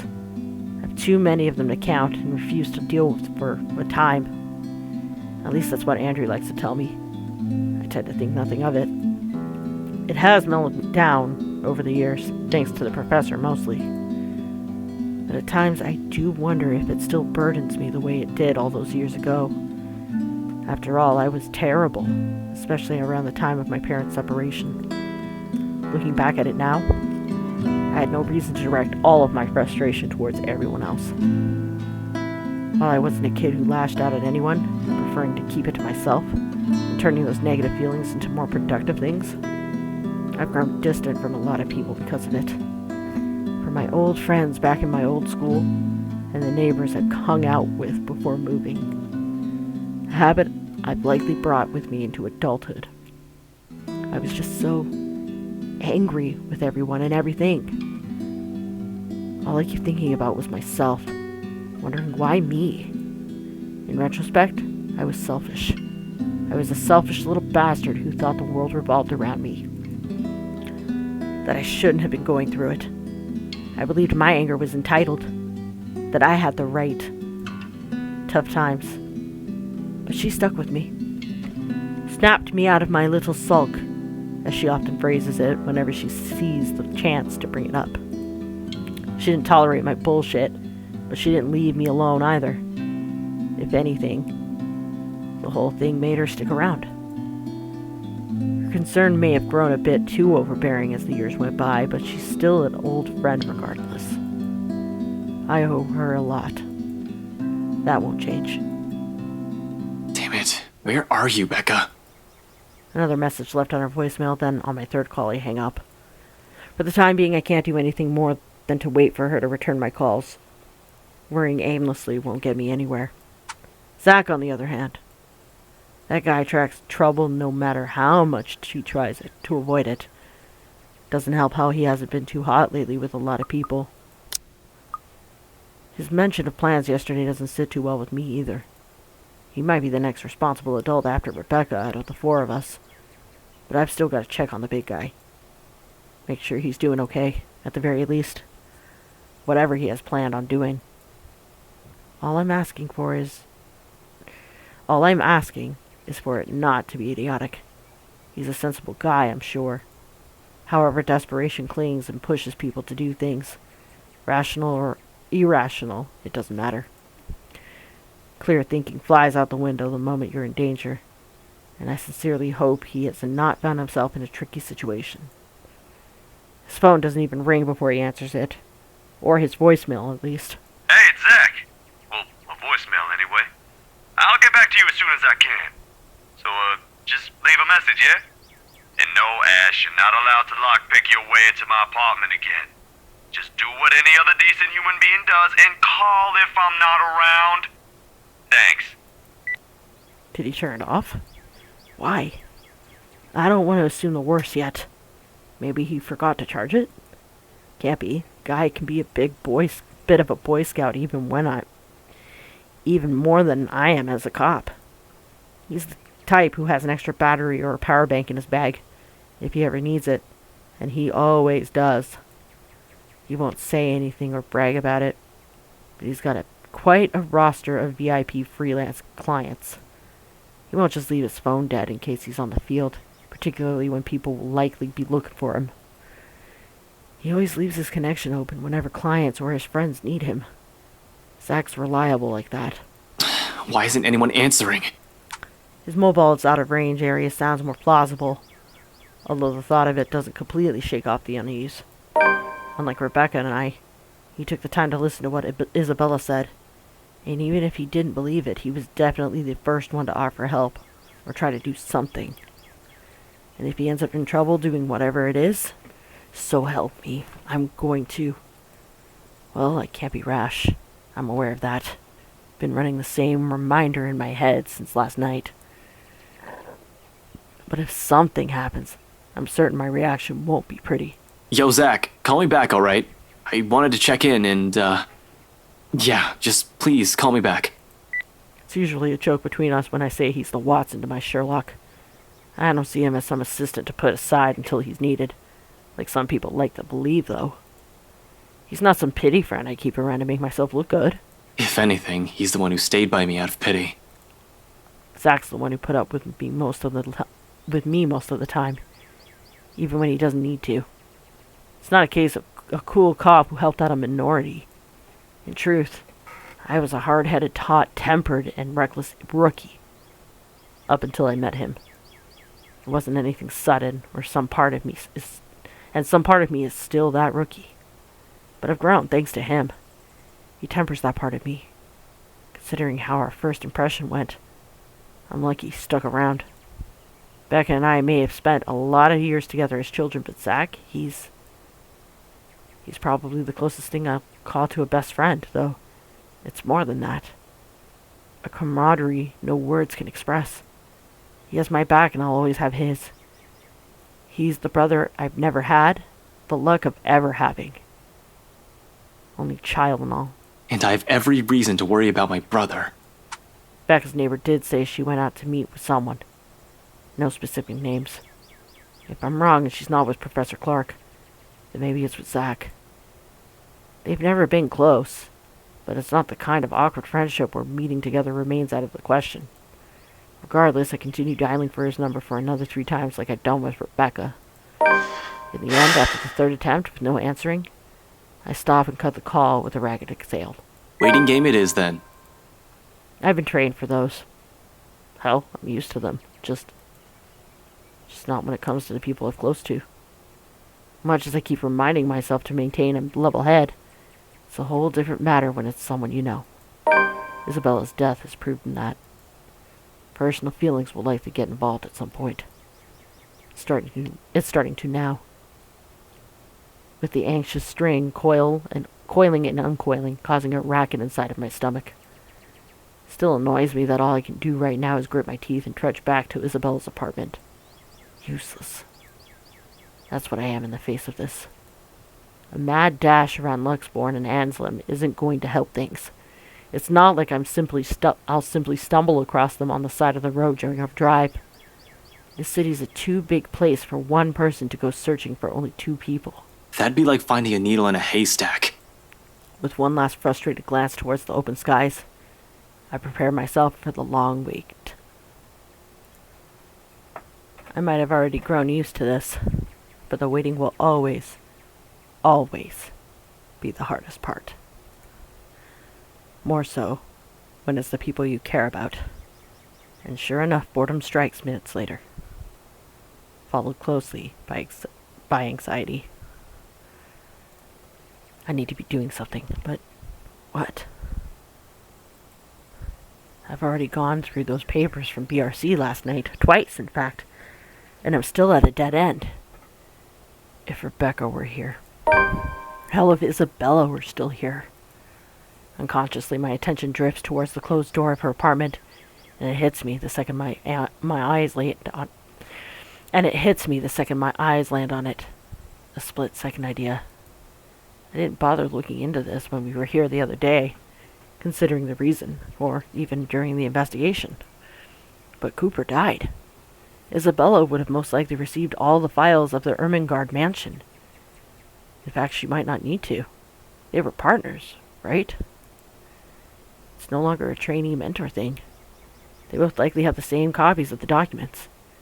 She might still be keeping some in her room. Something she hadn't been able to give us because of the tragedy. However, immediately after that thought forms, guilt also rears its head. The fact that I'm thinking about breaking into her apartment leaves an uneasy twinge in my stomach. It's wrong. All of it is wrong. Inappropriate on so many levels of propriety I'd adhere to. If she was here, I wouldn't even consider this. Really now. But if she were here, would she allow it? My gaze swivels back to the door. It's as if the thing's inviting me. One thing's for sure, however. Knowing her, she'd do anything possible, everything possible if it'd save her friends from this curse. She'd be stubborn like that sometimes, and it's enough to harden my resolve. So muttering a silent apology to her and swallowing my guilt, I reach up for my bobby pins and begin the work on the lock. In under a minute, the knob clicks, and I quietly slip into her apartment.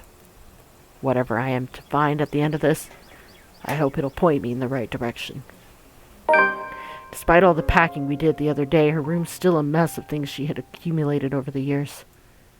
Papers, instant noodle cups, a few photographs and posters we never got to include in the boxes for shipment. No matter where you look at this, the place simply has Isabella written in it. Just 5 years and she's left this big a mark on our lives. I'd be lying if I said her presence didn't change a lot of things. In Zach, in Rebecca, in me. However, there's no time to reminisce about all of this. As nice and nostalgic as those memories were, there's work to do. Things to find if there's even any in there. I won't know that by simply standing here, acting nostalgic. Wasting no time, I head straight for her study table, where a chaos of papers and folders clutter the top.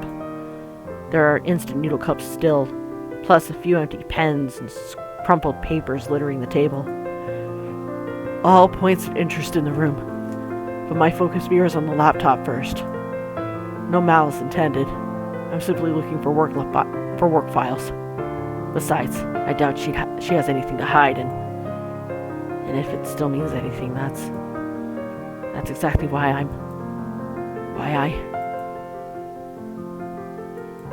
Isabella has always worn her heart on her sleeve. Genuine, uninhibited, open, free.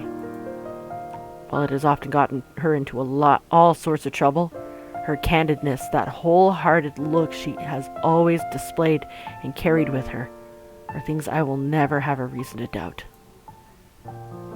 Others will say it's her warmth that draws people to her, or her cheer. Neither are wrong, but neither's the whole truth to her either. Because those who have never bothered to look beyond the surface will never see it. Will never see her. Will never see someone earnest. Someone who has always meant well, albeit her underlying stubbornness. Will never see how she loves. An affection that is altogether both warm, steadfast, and unflinching. In many ways, For a lot of reasons. She's the kind of person I want to be around. Who made me feel I'm still worth something. You never meet many people like that. Not in my line of work. Always with something to hide, always with something to lie about. Eventually, when you meet too many of them, you change too. You become like them. Perhaps the biggest thing I regret about this is I never had the chance to change that before she... The laptop finally boots up and loads the operating system, though as soon as it does, I'm greeted with her password screen. For a few minutes, I try my hand at a couple of obvious ones she might use. 1, 2, 3, 4, 5, 6. 0, 0, 0, 0, 0, 0. Password 1. QWERTY. Admin. Cinnamon rolls. None of it works. At least she knows how to use the most common ones. This adds a new layer of problems, though. Knowing her, she must have written it somewhere. Not in the mess of papers here, but someplace she can quickly check. It's probably something she'll bring with her. Not necessarily a diary, but close to one. Her phone! I've noticed one on her person several times before. Never saw its contents, but I've seen her write regularly in them. While waiting for a meal in a restaurant or during lulls in conversation. I just hope she's left it where she's written her password somewhere in there. It's the drawers I start with from the bottom one. Takes a while going through the pile in each one of the 3 layers. The bottom 2 yielding nothing but old records she's been keeping. The third one, though, yields one closer to what I'm looking for. All of the pages have already been filled. Probably why she dumped it here. Carefully flipping through each reveals notes from the meeting with a client. Sometimes there are doodles at the edges of the page, others taking up an entire spread. All old ones. And nothing of use to me right now, but on the last page on a sheet folded in half. Opening it reveals a doodle of the 3 of us. Zach, Rebecca, and me. From how we look about 4 or 5 years ago, give or take. Okay, cool. Travel diary, Japan, Bermuda Triangle, Korea, noodle, clients, yang yang, do list, eat, noodle, sleep. Of course. Oh, this is so cute. Oh, and the password. The password's here. I think that's 707 Devlin 2011. At the bottom, the word scrawled in neat script after a few telling erasures. 707 Devlin 2011. Despite myself and how dismal everything going on at present, a laughter slips from my lips, uninhibited and without care for who might hear it. 707 Devlin Court. I remember handling that case from 5 years ago. Even got a recommendation from Inspector Abigail and a promotion to Detective Sergeant after wrapping it up. Some morbid case of a dead husband being stuffed in a sofa by his own wife. And at the heart of it, Isabella. Fresh off the boat, selling the first property assigned to her. Some sick sense of humor the universe must have, huh? Though in hindsight, if all of that shit didn't happen, the 4 of us wouldn't even be together. I wouldn't have met her. Yet, in the end, I can't even tell her. Instead, choosing to hide behind teasing words and friendly jibes, because I'm a coward who can't even convey his feelings properly. Who can't even face the person he's become. Now there's only regret. A badge, a gun, and I can't even protect my own friends. To other people, these may just be a series of letters, but to us, to the people pictured on this page, they mean a whole different thing. Apparently, it also means a great deal to her. One sentiment that goes far beyond some sense of nostalgia. Enough to also use it as the password for her own laptop. True enough, it works. and soon I have access on all of her work files. Nothing significant, though. Nothing I haven't already found last night. Perhaps the most noteworthy out of everything is the log she's left. The night she... That night. She's taken note of every client who attended the open house and worked on the mansion, even the outside contractors. Although for what purpose? I have no idea. Should I have also looked into those last night? They didn't seem that important, though. If anything, I'll get more looking into the deaths of those employees than some random people. Adding these clients to my list will only broaden my scope. But what if Isabella's onto something here, like with the letter? Shit. There's no more room for regret, however. Sup, I'm Ash from Deluxe All of a sudden, Baggers, watch out. my ringtone breaks the moment, and my attention shifts towards the source. Cool dude. Before I can even wallow in my mistake, I hastily put everything back together, turn off Isabella's laptop, and leave the room to answer the phone. Hopefully, there'll be some good news this time. Unrelated frustrations aside, once I step out of the room and accept the call, the stone that has been stuck in my stomach simultaneously lodges itself up to my throat. The person on the other side of the line isn't who I'm expecting. It's Officer Renz over at the precinct. You know, you bring me donuts to keep an eye out for you and shit. Oh, yeah, right, Renz, what's up? You've, never called me through this line before. Is this something urgent? Yeah, kinda. Something came up this morning. You know the big guy? Your, buddy? Big guy. Around 6 feet tall. Zach? I don't feel too good about this. Yeah, him. Zachary Steele, I think. What about him? He's been detained and... Wait, what? What do you mean he's been detained? They brought him in this morning.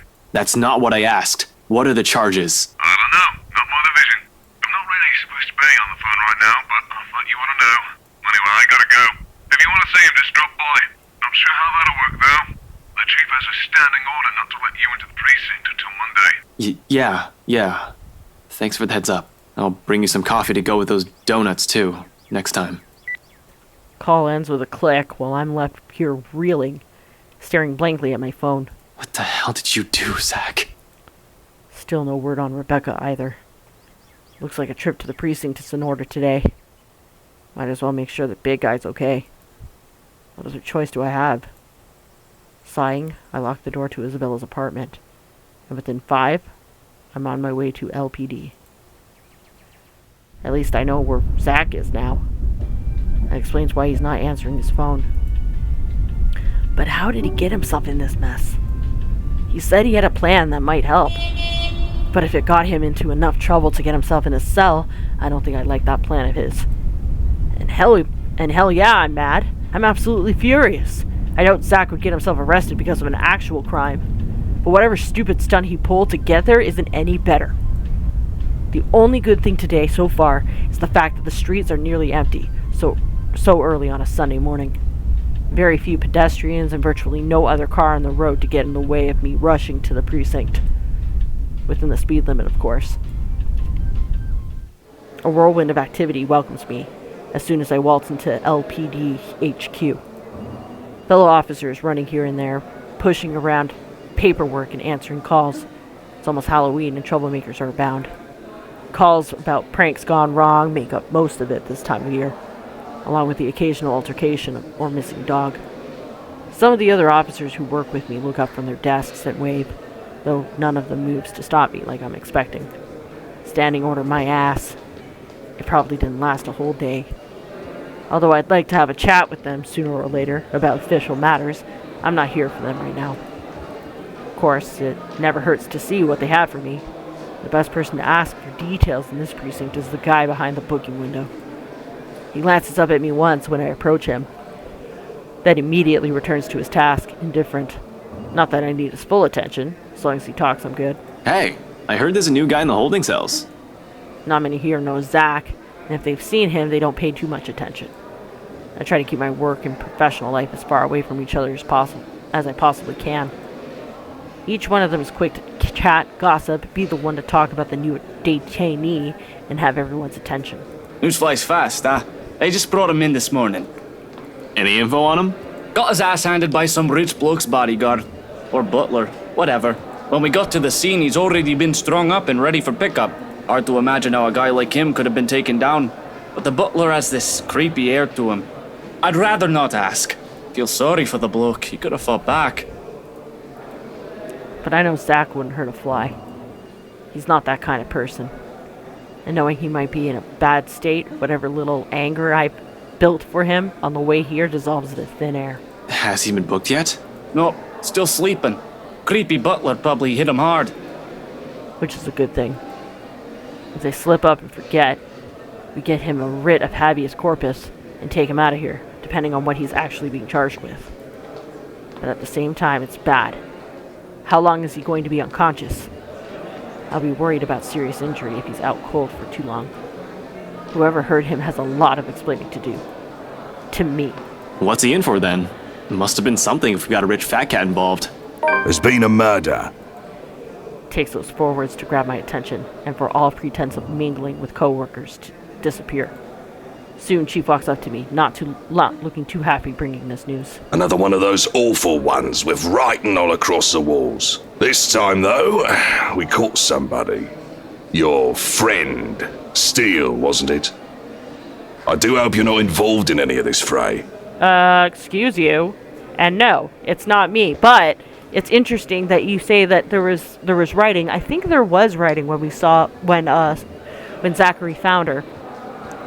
So either Luke is trying to pen it up as if it was the serial killer, or he is the serial killer.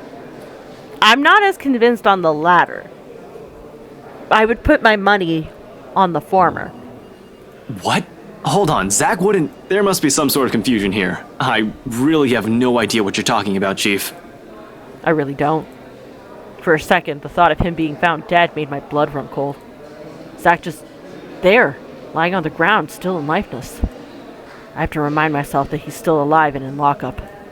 I can't imagine how Zach could be connected to a murder otherwise.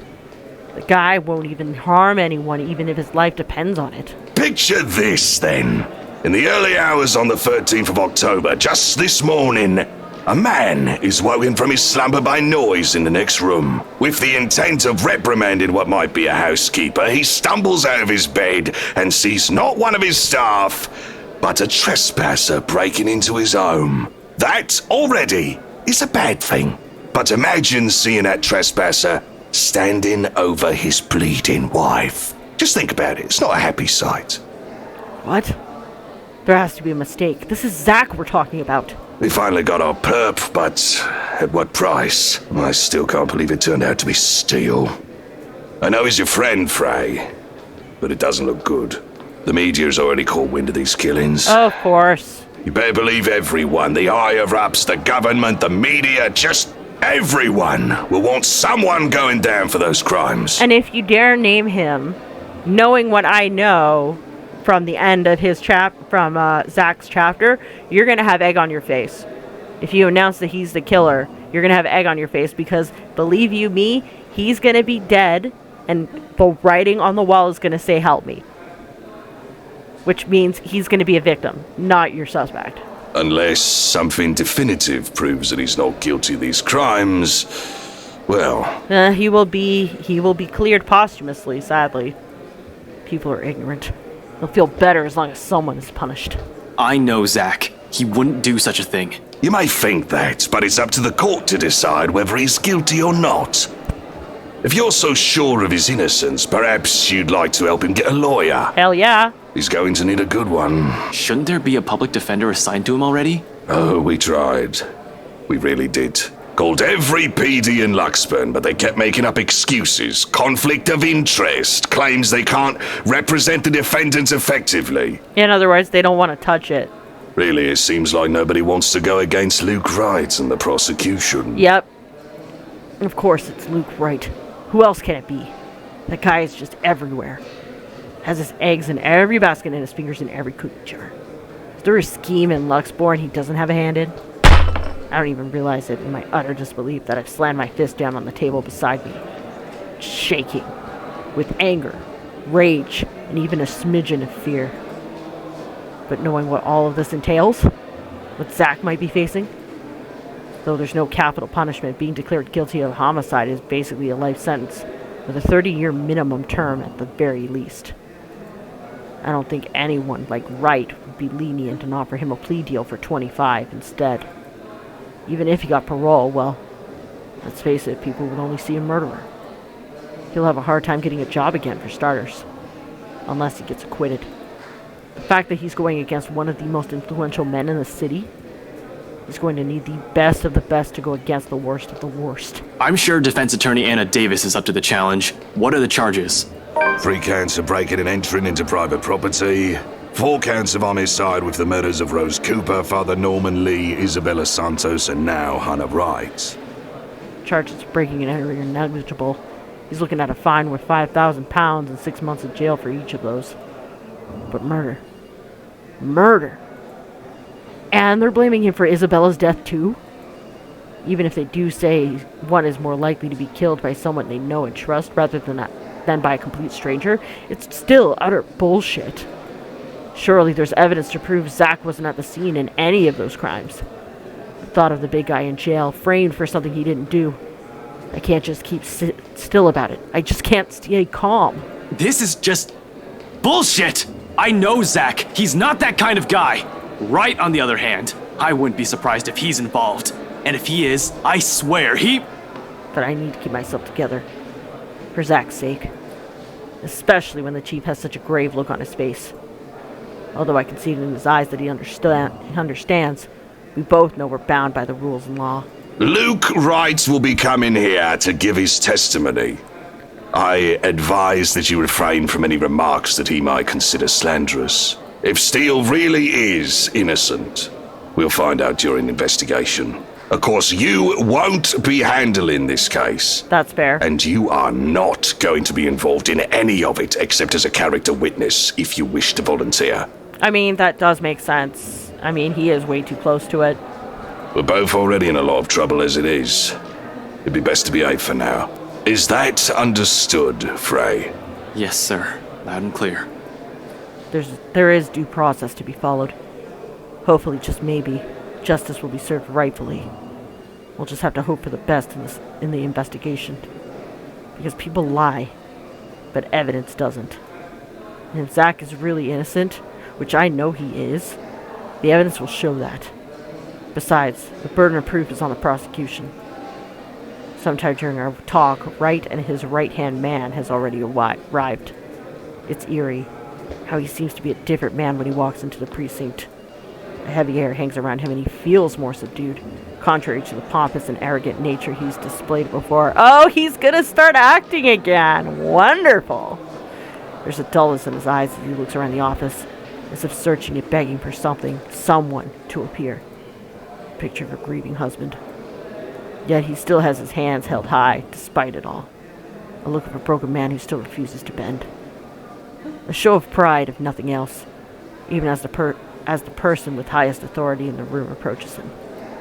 He makes the chief appear small in comparison. Mr. Wright, I did hope we'd be meeting again under better circumstances. I just can't believe it had to happen to poor Anna. You just got a new house and everything too. But, I'm sorry, how are you faring? I'm just coming to grips with it all, I suppose. It's so very sudden. Yeah, suddenly premeditated. It only took you about a day, asshole. Must I really give a testimony right now? The way he speaks, I'm almost inclined to believe him innocent of any wrongdoing. In regards to the death of his wife, at least. Except that's the one he's guilty of. That's the hilarious part. Hilarious in an ironic sense, obviously. I don't think it's funny that he murdered his wife, but you know what I mean, guys. The way Chief has described the scene of the crime, similar to the others, according to him. For all I know, they're being haunted by that specter as well. We'll do this as quick as we can. Otherwise, we don't have reasonable grounds to keep the suspect in custody. I really feel bad for the guy. Of course. It wouldn't do to let Hannah's murderer get away unpunished. I'll cooperate. Of course, that doesn't change the fact that he's a bastard. It's a shame there is no death penalty here. Monsters so capable of murder are lower than animals. And they really should be put down. Yeah, especially the one that you look in the mirror every single day. Despite myself. In spite of every restraint I've placed on me. Upon hearing those words, I can't help but open my mouth. Chief's warning be damned. This is my friend. He's fucking shitting on. Okay, well, we called him out the last time, so... Nobody will blame me if I ruin his pretty face, right? Not with all the shit he said. Nothing would be more satisfying than to see his smug face all battered and bruised. Nearly every fiber of my being is just itching to beat some sense and decency into him. 2 other officers put a hand on my shoulder to stop me from doing something I'll probably regret. Inspector Abigail and Officer Carl. Don't do it, man. Listen, we all know he's a big shot. Landing a good right hook is only going to do just that. Land a good right hook. But it isn't going to save your friend, and you won't be doing yourself any favors. If you want him beaten and humiliated, it's got to be in court. I don't know. I'd love to see Moneybags over there get wailed on by Karate Kid. My bet is on that giant with the glasses, though. Well, you're not helping. But you don't want assault charges on you, do you? I don't, but it'd be worth it. Really. It's like I can't even hear myself right now. I've grown so far as a detective, but as I stand here, I'm that rookie detective, reckless in my pursuit of justice all over again. When I should be. Not if a mistake on my part might cost Zach's life. I don't doubt it'll be satisfying, but Carl is right. He's not worth your badge or the trouble. Trust me. Whatever. Just let go, will ya? Their hand on my shoulder stays. If anything, their grip on me tightens. In the end, it's the look that the chief throws my way that makes me falter. They don't even let me go of me. Not until Wright and the chief are out of my sight. And it's awkward, going on from there. The precinct's quiet, though the usual hustle and bustle of activity stayed. Everyone's making a concerted effort to shut their mouths about the whole scene. I wish they made the same effort to keep themselves from staring at me, though. They all want to talk about what just happened. But at the same time, they don't want to acknowledge that it did happen, and refuse to even make eye contact with me. I don't give any of them the chance to talk about me any other way. That was a timer. Sorry, guys. Only leaving a stern order with the nearest officer. Look out for Zach while he's locked up, will you? That's it. I have no further business here. I have no case. No assignment. And I sure as hell am not going to stick around to see what the chief has for my bad behavior. Winding myself down, I march out of this place as quickly as possible before anything else happens. Sup, Bob Ash from So before I can make it out and return to my car, my phone rings. Better not lie. A quick glance at the caller ID shows Rebecca's name blinking on the screen.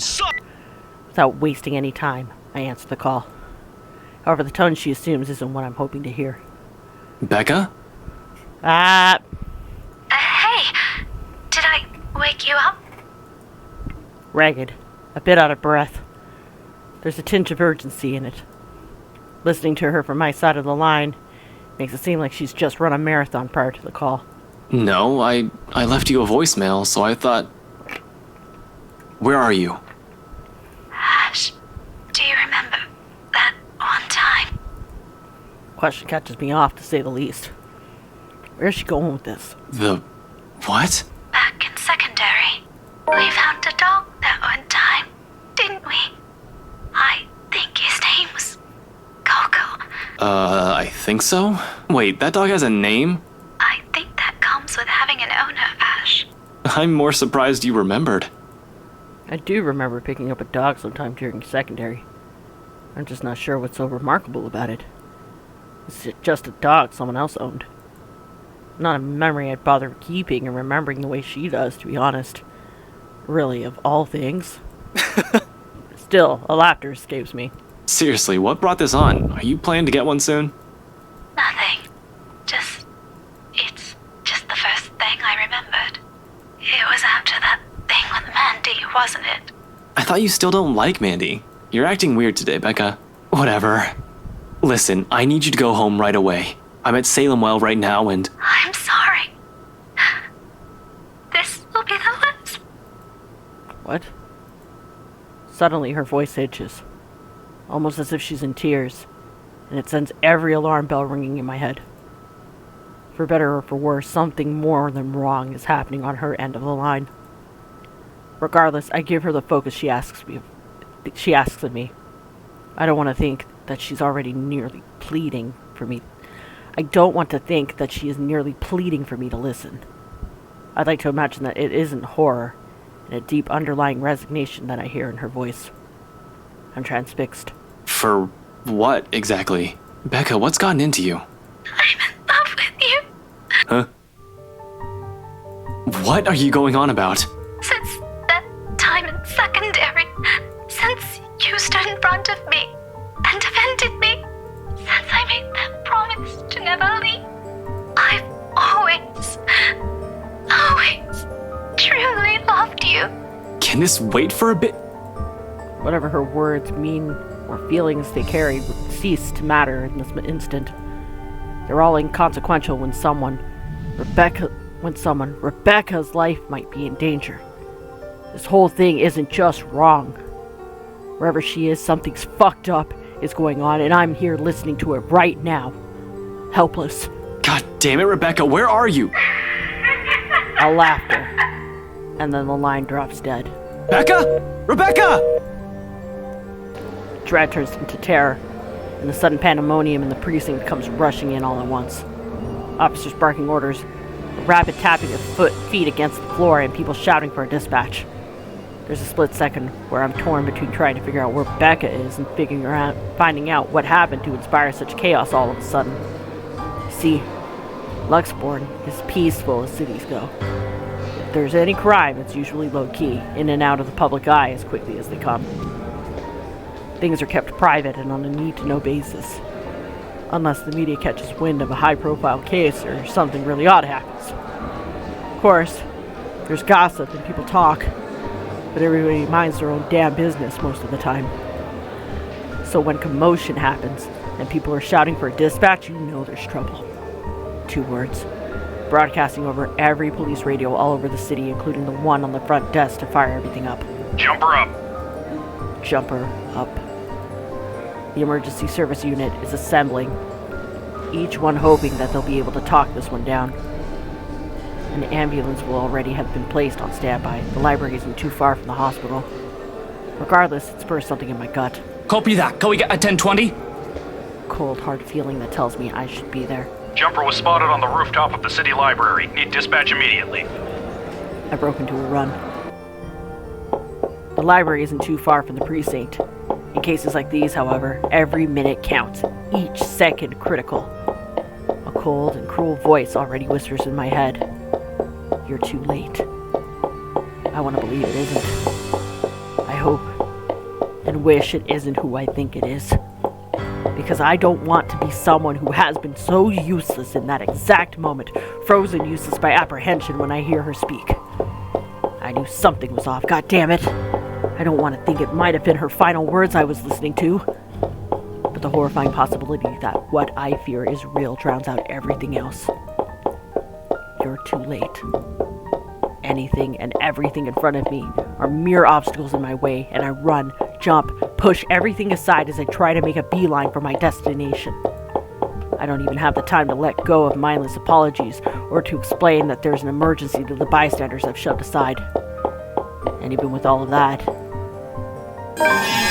Oh... I'm too late. Jumper is down. I repeat, Jumper is down. We've got a 1046 to the library. Over. Damn. And even still, you see the help me written on the lines. Hey, guess what? Sorry, Rebecca. It sucks that you died. But her death actually kind of proves that Zach's innocent. Copy that. Can we have identification of the body? We've got a bystander here who says he knows the woman, Rebecca Gales from the local high school. Becca. I'll recognize her anywhere, even from a mile away. And for once, this isn't a welcome fact. Too clear, too vivid. Her broken body lies on the sidewalk in just one big bloody mess. Her hair stands out in stark contrast to the pavement, slick with blood and redder than it's ever been. The right side of her head is caved in for the impact, and her right arm is twisted and mangled. And there are those words again around her. Help me. Just like that letter. 10-4. Medical personnel are on their way. Resume securing the immediate area for investigation and cleanup. Gone. All available officers have been dispatched for crowd control. Over. She's gone. Wilco, over and out. And I wasn't able to do a damn thing about it. Shortly, officers moved to pull the bystanders away from the scene. People who have witnessed the fall, passerbys who just want to see what's interesting going on. Someone screaming, weeping, crying. But I can't do anything other than stare. I can't even bring myself to come closer, only stand among the crowd as just another civilian. The world has come to a standstill. Numb is an understatement. No. I feel dead inside. Isabella's gone, and Rebecca's. The weight of my own failures has never felt as palpable as it did right now. One by one, everything I'm hanging on to has slipped from my grasp right in front of me.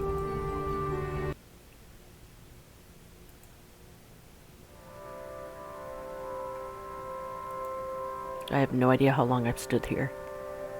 How many seconds and minutes have passed, simply watching the commotion. All I know is the bitter taste of ash on my tongue, and the sharp tang of blood hanging in the air. But even with the world coming off sharply to my senses, none of it registers, even as an officer starts pushing me away from the scene. But I have to be there. Without Isabella, without Zach, she's the last person I trusted to stay through this. And yet, a simple show of my badge will get me through the scene.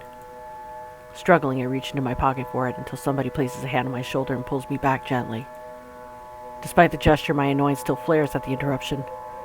This person does not understand that I'm slowly losing everything, everyone I've ever cared about. However, before I can even tell the meddler to piss off, recognition sets in, stopping me short of snapping at Professor Clark. Ashton, why don't we take a walk? Professor? I'm just...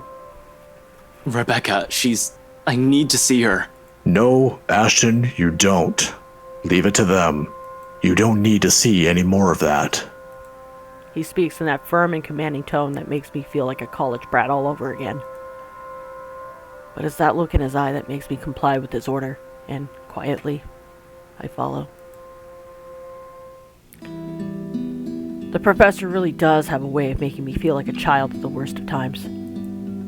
The fact that he's pulling me away from a crime scene in front of my colleagues is humiliating at best, and a cause for concern at worst. At least, I don't have to endure the agonizing and awkward silence for as long as he leads me into the cafe across the street. On an ordinary Sunday, perhaps I would have had a clear view of the library from here. But the more the LPD tried to suppress the crowd and clear the area, the more they've gathered out of morbid curiosity. That did nothing to stop the image of Rebecca's bloody body popping into my head, and the mere thought of her name burned into my mind, like the image of Isabella's torn body, like the image of the woman's sickening smile. Why don't you get something from the menu? It's on me. I'm sorry, Professor. Now isn't exactly a good time. I know it isn't the best time, but you should have something, at the very least. You look like you're about to pass out back there. Healthy mind, healthy body, right? You'll always need it in your work. I know, as a matter of fact, that their hot chocolate is exquisite here. Ah. Releases endorphins, which are good to fight off thoughts and feelings of distress. It should do you some good. A chat and some chocolate. I'm willing to listen. Chatting and chocolate. Unorthodox in the face of death. Why are you doing this, Professor? I don't mean to interrogate. He's done nothing to deserve the brunt of my mood. I know he only means well and that this gesture has good intentions. More than anyone, he's the one who understands grief, far stronger than I've ever carried the guilt from that. So when he smiles, a wistful one, I already know I already have my answer. In the end, we simply let the silence pass us, the sorrow to hang over us. He orders for me, but the food remains untouched. For a few more hours, we go on like this, silent, wordless, unable to phrase the ache that has been brought on by loss. He does break it after his third cup, if only to check up on me. How are you feeling? You haven't touched your food. Not good, to be honest, but that doesn't mean you had to pull me away. It's not the first time I've seen a dead body, you know. No, but it's the second time you've seen a friend's dead body, and that's too many. In a typical crime scene where the victim is a stranger, yes. But what if it's a friend? It flashes in my mind fleetingly. Still too clear. Still too vivid. The iron tang of blood still lingers in my nose, as if it were yesterday when I entered that room. We're all in danger. I thought you were my friends. Why don't you believe me? She's the first one, and I'll never forgive myself for it. I'd rather not talk about that, Professor. I know you well enough, Ashton. You'll see that body, and you'll beat yourself up about it with what-ifs. Scold yourself about what you could have done to prevent it. I don't want you to blame yourself. Not when I know how awful that feeling is. It's not a healthy way to live. Don't make the same mistakes I did. Yeah. I know it's not my fault. But to an extent it is, isn't it? I'm a police officer. I'm supposed to stop things like this. To serve and to protect. That's what I swore when I joined the police force. I've got a badge, months of training, and even a gun to do it. But I can't even protect my own friends. Isabella, Rebecca, Zach. Have I been of any help to them at all? Besides, I should have kept a closer eye on them after what happened to Isabella. Why are you telling me this? I just want you to realize that it isn't your fault. It is not. You can't be everywhere. Cop or not, you're just one man. I was the one who called the police about the jumper. I didn't know it was Rebecca. We met earlier this morning. She asked for library privileges to access the NMRR, and I was happy to be of assistance. Perhaps, if I was with her, this wouldn't have happened. If it's anyone's fault, it's mine. I'm gonna tell him it's not. Ease off another guilt he's intending to carry.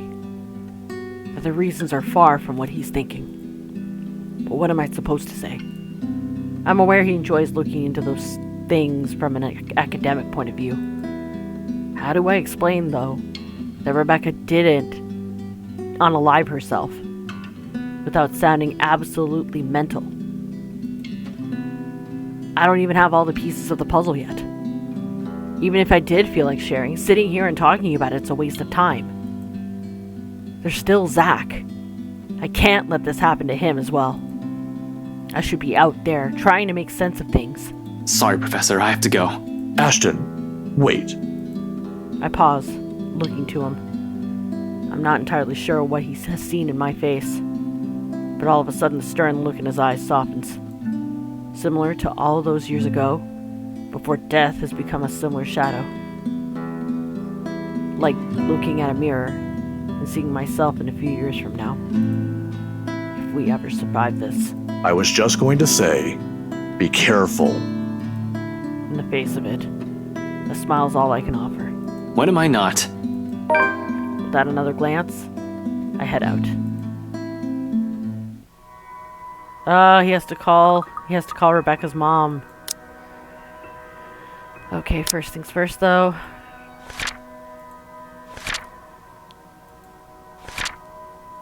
Ashton found himself following after emergency service unit in a daze. Soon his fears turned real. Rebecca was already lifeless. Before he could understand what was happening, a concerned Professor Andrew Clark pulled him away from the scene. Despite the older man's warning, he pushed on. Death notifications is a task I avoid like the plague.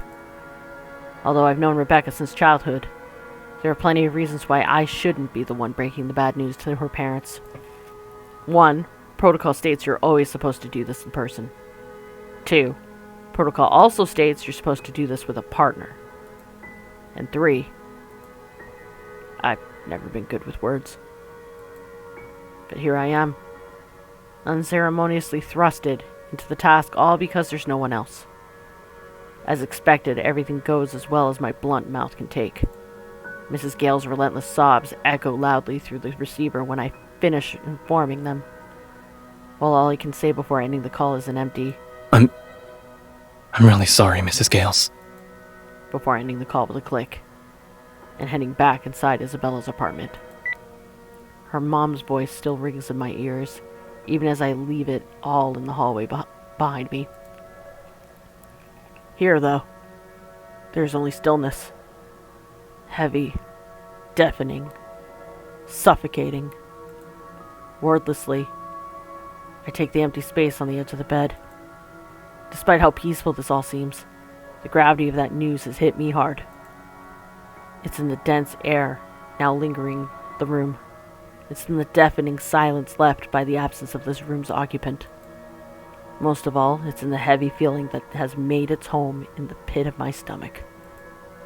Becca's the last person I need to account for, damn it.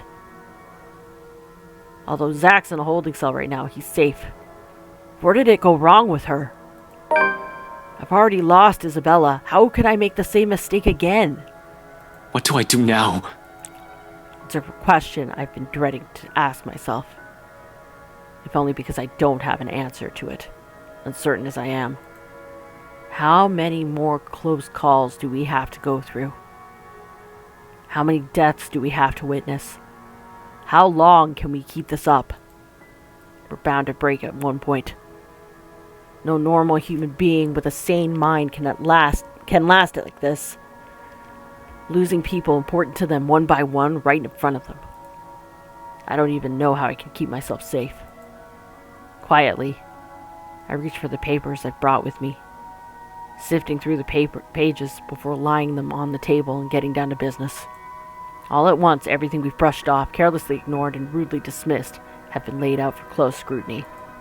Zach's encounter with the woman in his dreams, Rebecca's close brushes with death every time she appears, the dread, the fear, the terror she brings out even in the bravest of us. Everything. Because no matter how bleak this all seems, there must still be a way out of this. There has to be, logic be damned. Or at least, that's what I'd like to believe.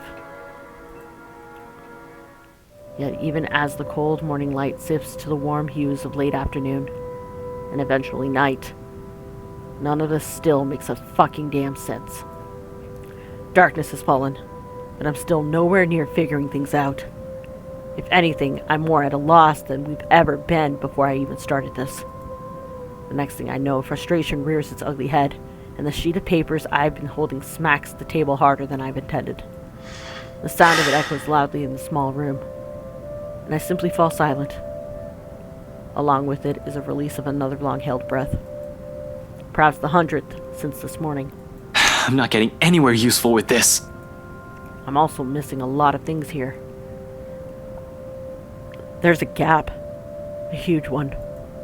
Somehow, even with all this information in hand, it still feels like there's something I'm overlooking. All I have to go with is this letter, and all the stuff selfish people have been keeping from the public. But what next? Where this all started? The Ermengarde Mansion? Will bringing the letter back there fix everything? Fuck. How do I? The mansion's a private property now. Can't just waltz in there. I'd rather die before I even think of begging Wright to let me in and investigate the place. After what he did to Zach? Not gonna happen. Over my dead body. One thing's very clear after these last 2 days, however. We're not safe anywhere. And I have to act fast if I want to keep Zach alive. We can't keep running away. Sooner or later, she'll get us like she did with Rebecca and Isabella. Before that happens, I have to put an end to this. Sighing, I stand up and stretch out the kinks in my back after several hours of sitting. I've been at this for too long. A break is needed. Time to let everything sink in, or else I'll burn out. I know I will. And it's another thing I cannot let happen when there's still another person counting on me like this. Maybe I should check in on Zach. The rest of it never makes it out of my mouth as something heavy and grating sounds from the far end of the room. A harsh, booming noise rending through my eardrums. All at once I'm on my feet, while I quickly palmed my gun at the table. However, before I can pull it out and remove the safety, the whole racket stops. Stillness descends in the room, and amidst the sudden hush, I sweep an anxious glance around the room. So much for a break. There's no time for a pause now. Quickly, I gather up the documents I've been reading through. But before I can even finish, another noise ups the tension already gripping the place. Suddenly, the lights go out and the wardrobe at the end of the room rattles, as if something inside begs for freedom. Ashton, this is your cue. Get the fuck out of here. Cautiously, eyes glued to it, I take a step forward and release the lock from my gun. I'm no trigger-happy person. I'm not even sure if this will work on the ghost. Right now, its smooth surface against my palm, with the trigger on my finger, provides the closest thing I have to believe as I approach the closet. Who's there? No answer, and the ruckus simply continues. In 2 deep breaths, I crossed the room and stood in front of the closet. Whatever's inside has yet to stop thrashing.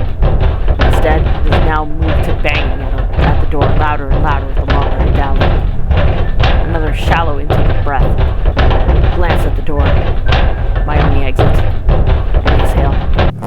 Something creaks. Then, in the next moment, I'm grasping at the handles of the swinging door, the doors wide open to reveal nothing. Right away, I part the clothes hanging on it, and still none. Why are there still clothes there? I thought you packed up everything for Isabella. No ghost. No woman. Not a single trace of whoever's inside. Confused, I glance back around the room, a frown on my face. The noise has finally stopped. But I'm quite sure it isn't my imagination. Or maybe it is and I'm just too strung up that my head's now making things up. Whatever the case is, I need to get out of here as soon as possible. This only confirms we aren't safe anywhere. I have to warn Zach. Without bothering to close it, I move back, ready to leave, adrenaline now coursing through through every vein in my body. In the next second, I'm grabbing the papers off the table and I'm set sprawling on my back as something cold catches my ankle and yanks. The resulting fall knocks the wind out of me. Pain racks my whole spine and the back of my head as it collides against the floor, with force enough to lodge my own brain from my skull. A moment lasts before stars fade from my vision, and then I sense it. Cold tendrils twisting around my ankles, the smell of vile rot assaulting my nose. Nauseating, sickening, a foul smell draining every feeling in my body. The moment her horrid laughter, still as unpleasant and vicious as the last time I've heard it, reaches my ears, my eyes snap open. Perhaps it's just inexperience. Or maybe my mind's still attempting to comprehend this. Regardless, the minute my eyes land on her, the whole of my body freezes, the gun in my hand turning useless as my grip on it slackens. It's in the manner her gaze bores into me. I'll say, the look of utter hatred and malice. I've seen it loads of times. From suspects, mostly murderers, who never regretted their actions despite being caught. This is the face of someone you can no longer reason with. And I know, the moment she laughs again and starts dragging me towards her, it's already going to be the... Ashton! Snap out of it! No. I can't die here. Not yet. The haze fades from my mind and instinct kicks in, and then and there. Let go, you! With one powerful tug, I yank my foot out from her grip and scramble back to my feet, ignoring the piercing wails she fills the room with. Within the span of seconds, I'm gunning for the door. Into the hallway. Down the flight of steps. And right inside my car. I waste no time flooring on the gas pedal the second I close the door behind me, and in a short while, I'm driving out of Salemwell. I don't even entertain the thought of winding down just yet. Even as the last of the woman's painful cries fade into the night. So Isabella's calling him is what saved him.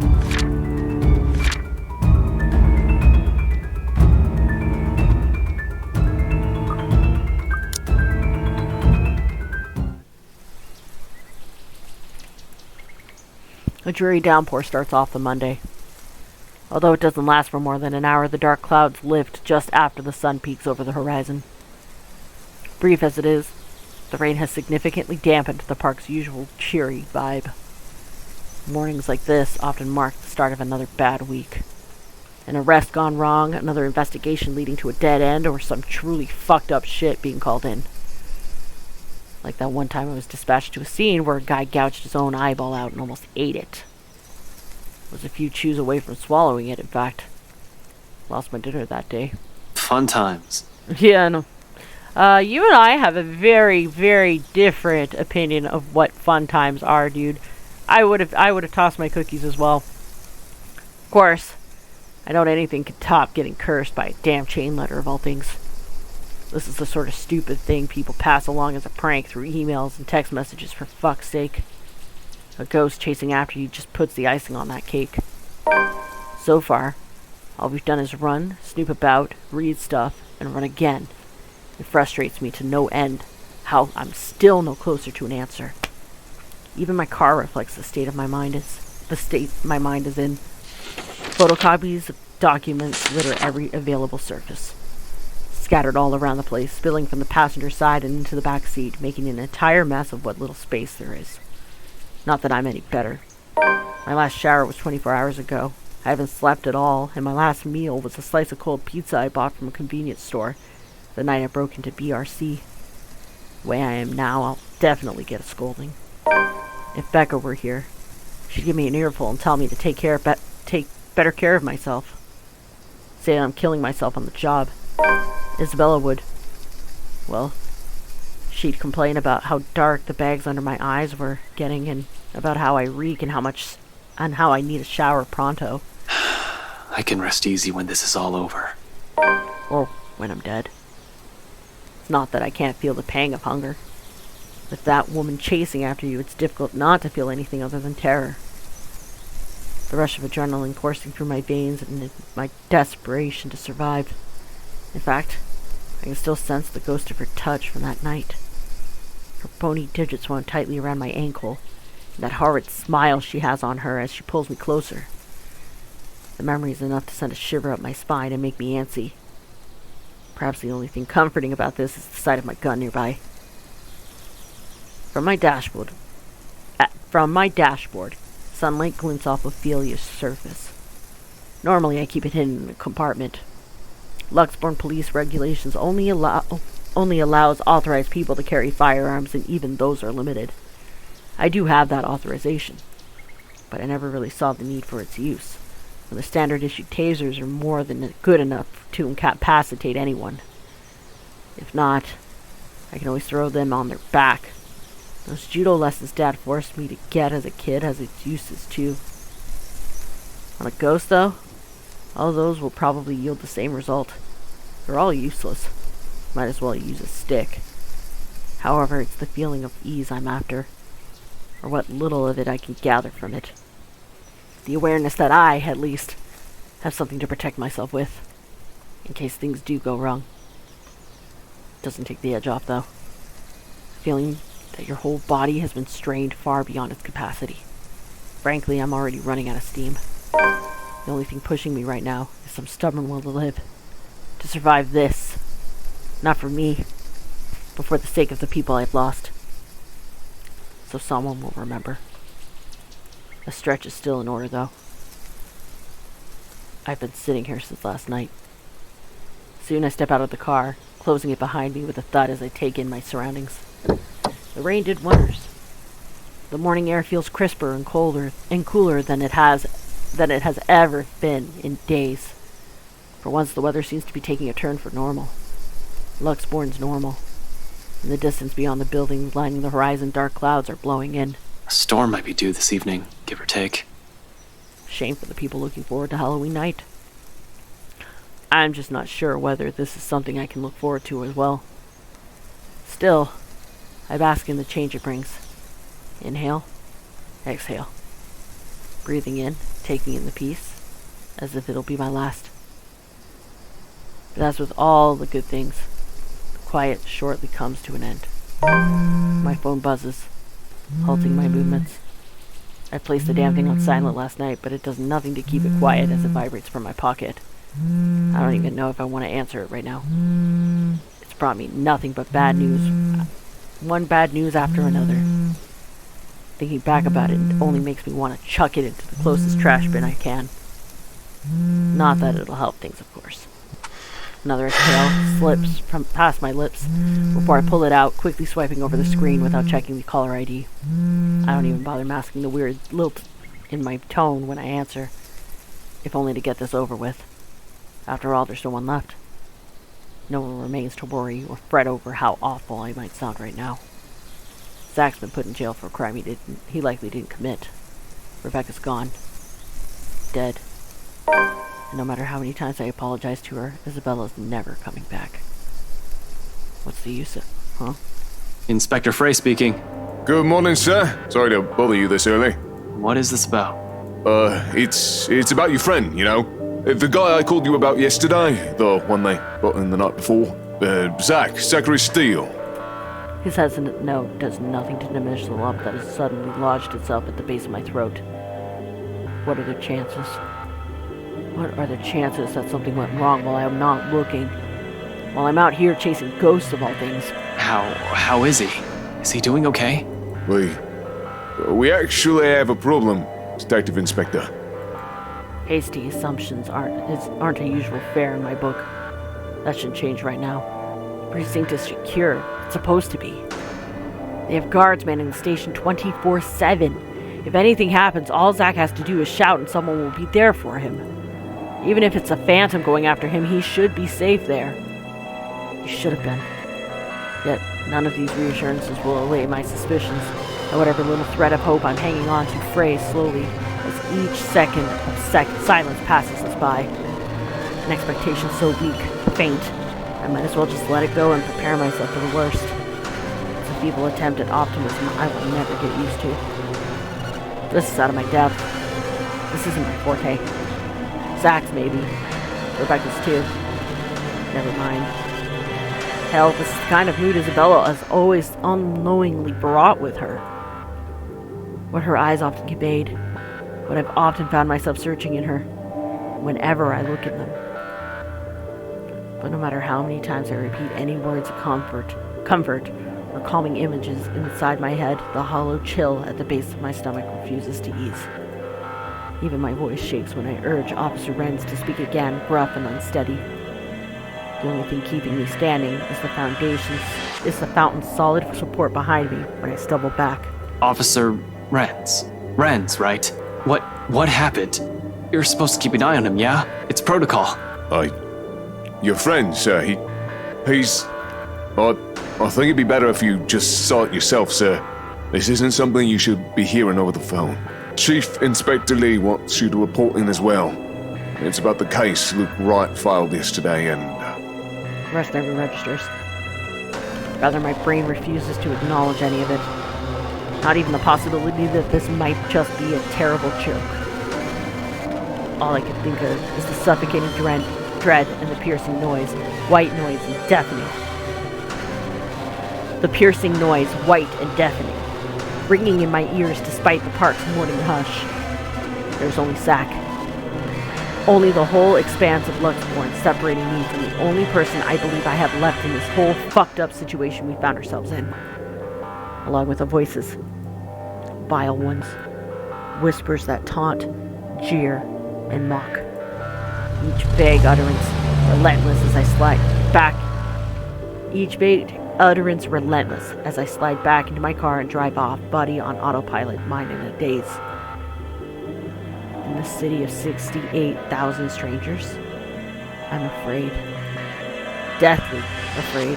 That I might be the only one left. The whole precinct's in an uproar. Officers moving in and out from the main hall, walking with rapid steps. Phones blare loudly for the comms rooms, and calls are being made from the dispatch area. The rest who have been left standing watch the whole commotion with a nervous energy. From further back, the chief's voice booms above the uproar. I'm not even shocked. He may appear like a bumbling fool at first glance, but he has kept this city safe for years. for something to happen in his jurisdiction inside his own precinct, right under his nose, he has the right to be royally pissed. What do you mean you don't know? Don't give me that shite, Sergeant! How can one person, slip past you? You can't even keep an eye on one man! The statement gives me pause. Am I wrong? Did Zach escape somehow? I'm not condoning it, neither do I believe Zach's capable of doing, let alone thinking of it. But if it's what happened, I'll be equally as cross as the chief. This won't help his case. This will only complicate things with Wright and put the both of us in a tight spot. I won't be able to help him once red tape prevents me from doing so. Yet a hint of relief still washes over me as I walk closer to my boss, mentally preparing myself for whatever reprimand he's about to dish out. What's happening, Chief? Except he merely glances at me with an inscrutable expression. Although, if I'm going to read deeper into it, I'll say it's the closest expression he can get to shooting me a pitying look. The first time in my years in the force, I find myself wishing to hear a reprimand from him. Whatever that stare means, it can't be good. Coupled with the Officer Renz's tone this morning, it does nothing to calm the uneasy feeling in me. Fuck! Boss even seems relieved to see me. After the last few exchanges we've had these last 2 weeks, I think the man doesn't want to see me right now. About time you got in here. I got caught up in something. Sorry, Chief. What's going on? Is there a problem with Zach? He hesitates for a second, before his frown eases with a long, dragged-out exhale. I'm not sure if you can call this a problem, Frey, but I'll let you be the judge of that. Follow me. And you, I want your full report about this by the end of the day. It better be good or you are kissing that badge goodbye. He should be kissing it goodbye regardless. The officer he's addressing, the sergeant, a man in his late 20s to 30s who transferred here last year, shrinks back in his chair. I don't quite remember his name. I've only seen him quite a number of times since I'm often out at the precinct. But if my memory serves me right, he's the guy currently assigned a late night shift, at least until this month ends. Depending on how bad this is, he'll either be given a verbal warning, a suspension, or a dismissal. It's not a position I envy him for being in right now. Although there's really not much time left to feel sorry for him either. As soon as the chief's done roasting the other officers behind the guy, he gestures for me to follow, straight towards the precinct's holding cells. And it's as if a switch has been turned off. The moment he steps away from the small crowd, the entire main lobby goes silent. For one reason or another, it feels like everyone's simply waiting for the metaphorical hammer to fall. Even their stares, before we turn to an adjacent hallway, exude the same pity vibe as the chief's. All of which I might have easily ignored any other day. People here can be a bunch of gossip mongers. It's only the significant glance Chief throws my way before pushing the door open that stops me. Not that there's even a need to mull over it, because the moment he swings it open, it strikes me. A sharp, dry, metallic scent. I've already grown familiar with it over the years. It's another one of those things you'll have to get used to once they start handing you the homicide cases. Now just a whiff of it tells me enough to gauge the severity of the situation. This isn't the pestering smell you get when someone in a room has a flesh wound. It lingers far too much in the air, hangs far too heavily even where I stand. No. This is what you get when someone has spilled blood all over the room. This is what you get when there's a large pool of it. This is what you get when no one bothers with cleanup for a few hours because forensic work isn't done yet. This is what you get when there's most certainly a dead body somewhere. I don't want to think of the who yet. There are simply too many possibilities, too many variables unaccounted for here to form a single conclusion. However, when the chief of Luxmore Police refuses to provide answers, a chill easily fills every nerve in my body. Almost in a trance, I follow after him without asking anything or saying another word. For the first time in years, I feel like a damn rookie again. Fresh out of training, newly instated, and still on my first homicide case.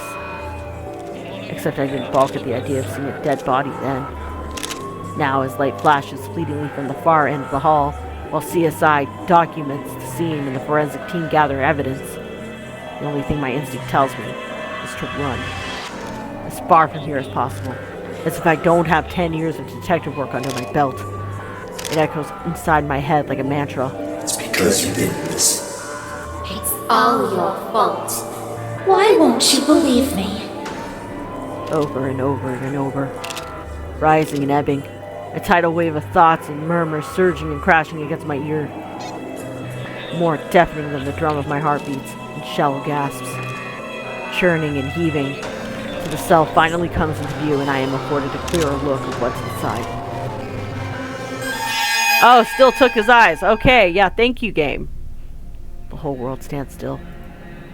In one single moment, every noise, every smell, every person in the room all ceases to matter. The second my eyes land on his prone form, there's only red. Red. Red. Red. Blood everywhere. On the floor where copious amounts of it has pooled. On the wall, smeared on every crack and tile his hands can reach. On his face and shoulders, dripping from every gash and tear, flowing from the hollow gap where his eyes should have been. A custodial officer found him when they brought him breakfast. It was too late. He was already dead by that time. Some 3 to 4 hours, according to the blokes from forensics. There had been a struggle, based alone on the smear patterns left on the bars and floors, but only so much of the small cell will allow him. I can already imagine how it went down. He was likely left with no other choice, cornered like an animal at the mercy of his killer. In this cell, there would have been no escape. The only thing he would have been able to do is shout for help. Perhaps the same plea written on the floor closest to him, the same one left written on the pavement close to Rebecca's remains, like the one I've seen in Isabella's room that night. Help me. Help me. Help me. Help that he didn't even get. And it calls for a whole lot of questions. Not the hows. Logic has already flown out the window from the start. She has the means to get to us. Get to all of us, bars and walls notwithstanding. The whys, though. No one heard him? Not even one from the guys on duty last night? Because Zach's not an idiot. He would have asked for help. He would have yelled. Oh, one of them did, but thought nothing of it.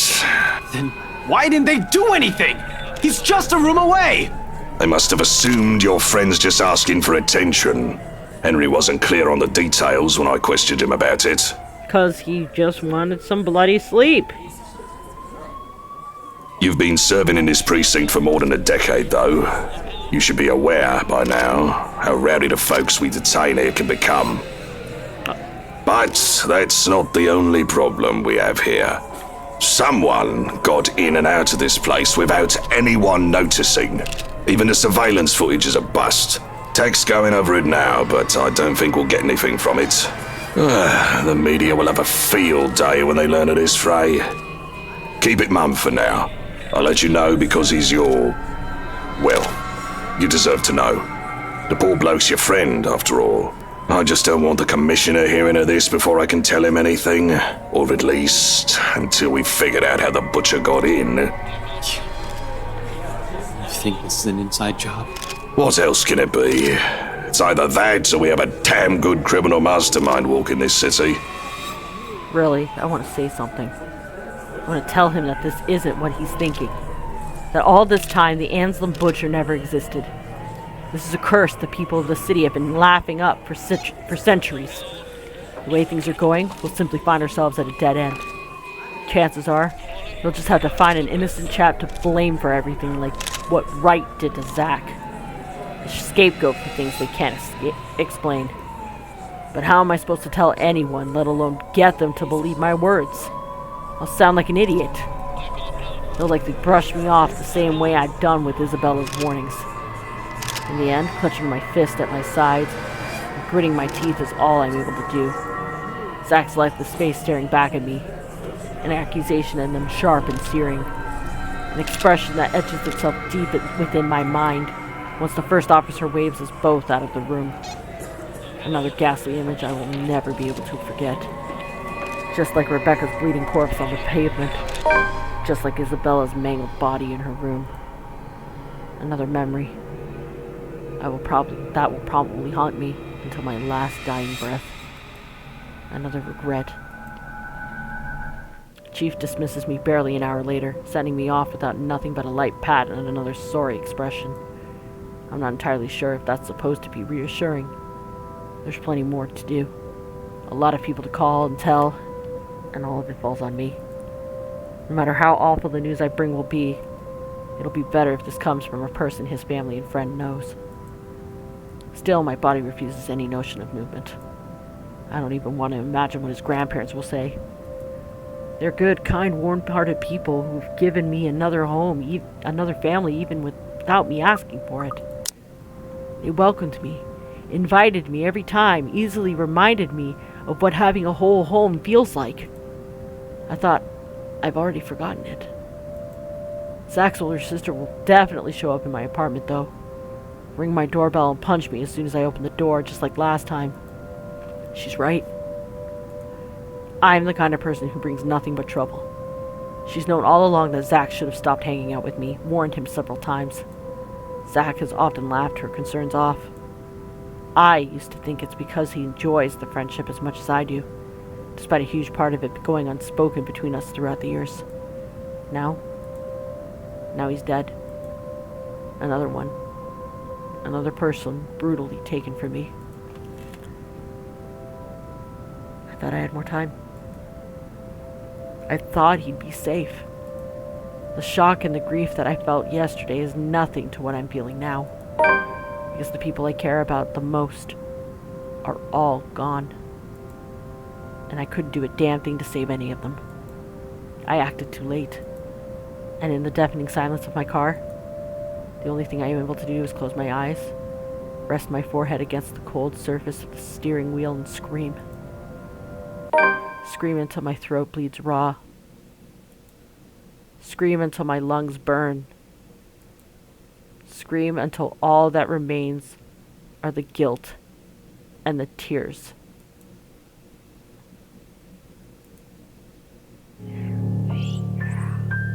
The sun hangs lower when I stumble back into consciousness. With late afternoon light slanting through the windows of my car and painting the city outside with a vibrant shade of oranges and reds, it's almost as if no misfortune has befallen on us. On me. But they're gone. All of them. Out here, all alone in broad daylight. The idea feels too palpable, too real. It's a painful truth I have to wake up to now. Every day from now on. If I ever survive her curse by some awful stroke of luck. Hell, I can almost see her at the corner of my eyes, leering at me with that cruel smile of hers. I can just hear her mocking me in my head, laughing. Why didn't she go after me first? I saw the letter before Rebecca and Zach did. Why can't she just kill me after she's finished with the others so we can be done with this? Why? Why are you doing this? Do you even know what you're doing? How many people you've hurt? Do you even understand?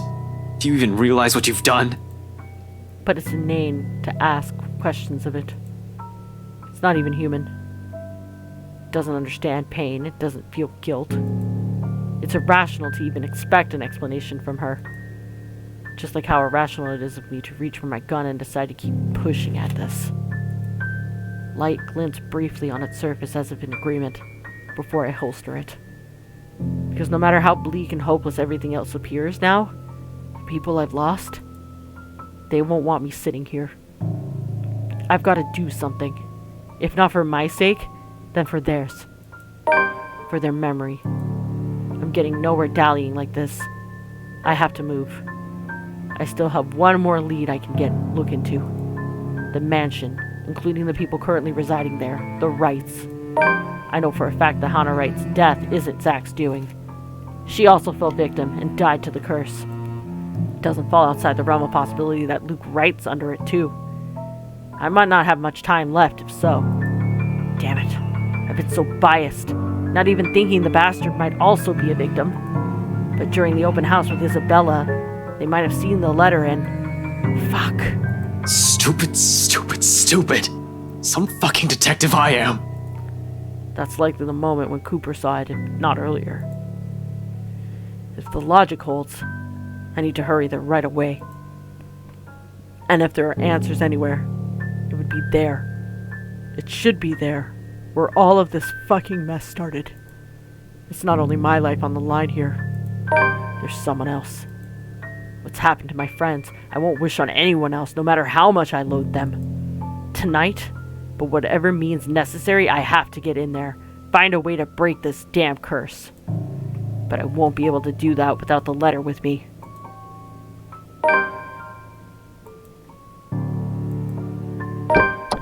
The wind has already picked up when I enter my car and return to the precinct. Somewhere, the faint sound of thunder booms, filtering even through the concrete walls of my workplace. Though sparsely manned, around this hour, the on-duty officer's lively chatter easily fills the room. Some coax me into joining them when I pass by, but all of it has been turned down in favor of rushing straight to the evidence area. Normally, taking evidence out is a tedious process. However, being one of the people in charge of investigating Isabella's murder smoothens the process. And after spouting a legit-sounding reason, the custodian is handing me the letter 5 minutes later. I'll probably get in trouble for this if they find out I lied. But everything is already gone to foobar. Getting in trouble at work is the least of my worries. Worst case, I'll be dead, and they'll have no one to dismiss. In case I survive, I'll think about that later when this whole ordeal with the dumb curse is over. I mean, look at this thing. I wouldn't take it seriously if it wasn't for all the fucked up shit that's been happening. This is the sort of stupid people pass along as a prank through emails and text messages, for fuck's sake. Do people seriously make copies of this and pass them around to try and save themselves from a possible curse? That's the inane logic that could be garnered from the fact that there are multiple victims. Was Isabella not saved because she had simply shown us this one instead of sending 5 different ones? What sort of selfish person would even endanger 5 other people just to save their own skin? More importantly, what does this have to do with the mansion? There will be time for answers later. I've wasted enough time here. Quickly, I stuff the letter into my pocket and head back to my car. Within 10 minutes, I'm driving out of Luxbourne, heading straight for Anslin Village. In the distance, flashes of lightning light up the horizon, white and sharp against the black curtain of the night. Thunder threatens with a rumble seconds later, echoing long across the heavens. And with one last roar, the sky opens in earnest. The rain falls in fast, steady sheets, creating shallow punches on the dirt path, drenching everything the eyes can reach. Despite having grown up in the city, I still despise the rain. Living here doesn't mean I have to like it. Lucky me, I've reached the mansion before the downpour has turned torrential. The long slog from Anslin Church by Anslin Village by foot has already been made difficult by the light drizzle and biting winds buffeting against my body every few seconds. By the time I found cover under the trees lining the vicinity of the mansion, my shoulders are already drenched. My hair is also sticking against my skin and out in every possible direction. Thankfully, the letter, taser, and gun I brought with me have remained relatively dry. That's the most important thing. However, those are the least of my problems at the moment. Sometime after the housewarming party, scumbag Wright has suddenly grown a brain and tightened the security around the mansion, likely because of what Zach did. A guard is now stationed in every possible point of entry. The main entryway, the back door leading to the kitchens. Hell, it's almost a miracle no one spotted me once I entered the property. Although that's probably because I've kept close to the forest. While I can always create a clever way in for myself under this deluge, It'd be difficult to do so without making much noise or leaving tracks. I don't really have the luxury either, do I? Considering how off this place feels since I've stepped onto the property and the mansion came into view. Every light is off. Even with the security personnel on patrol outside, the whole house itself, it feels empty, eerie, too quiet. Normally, I pass it off as some kind of power outage because of the storm. It's not a far-off conclusion when this place is almost in the middle of nowhere. However, something just feels wrong. Something happened here. Or about to. It's the sole reason why I haven't done anything yet. Simply observing and watching, listening for anything. I might be pressed for time, but I'm not a clueless idiot. Although I need a way in, desperately so. Moving without thinking will not only endanger me. With so many unknown variables and what we're dealing with, I also have to act on the assumption that someone is always in danger, especially in this place. I can't act impetuously. As much as I hate Wright, I'm not about to cause his death because of one thoughtless action. If there's a place he deserves to be at, it's a prison, not a morgue. So when a hoarse, painful sob suddenly rings out above the loud pitter-patter of the rain, only then do I discern. A woman. Perhaps a servant? It's coming from the forest? Just right up ahead, in fact. Not too far from the house. Regardless, I give the place a quick, wary glance before following the noise. Carefully keeping to the shadows, one cautious step after another. Louder and louder it goes as I near, until it abruptly turns into a loud, desperate, and anguished cry. I break into a run. One nervous hand, ready on the gun holstered at my hip, the other raised for balance as I scurry across the dense understory. Dead leaves crunch under my shoes, but I pay it no mind. There's only the voice, the woman, and nothing. Abruptly, it all stops, and I'm met with a sudden hush. Blank. Empty. Almost deafening in its stillness, even with my labored breathing and pounding heartbeats against my ears. Behind me, another branch breaks and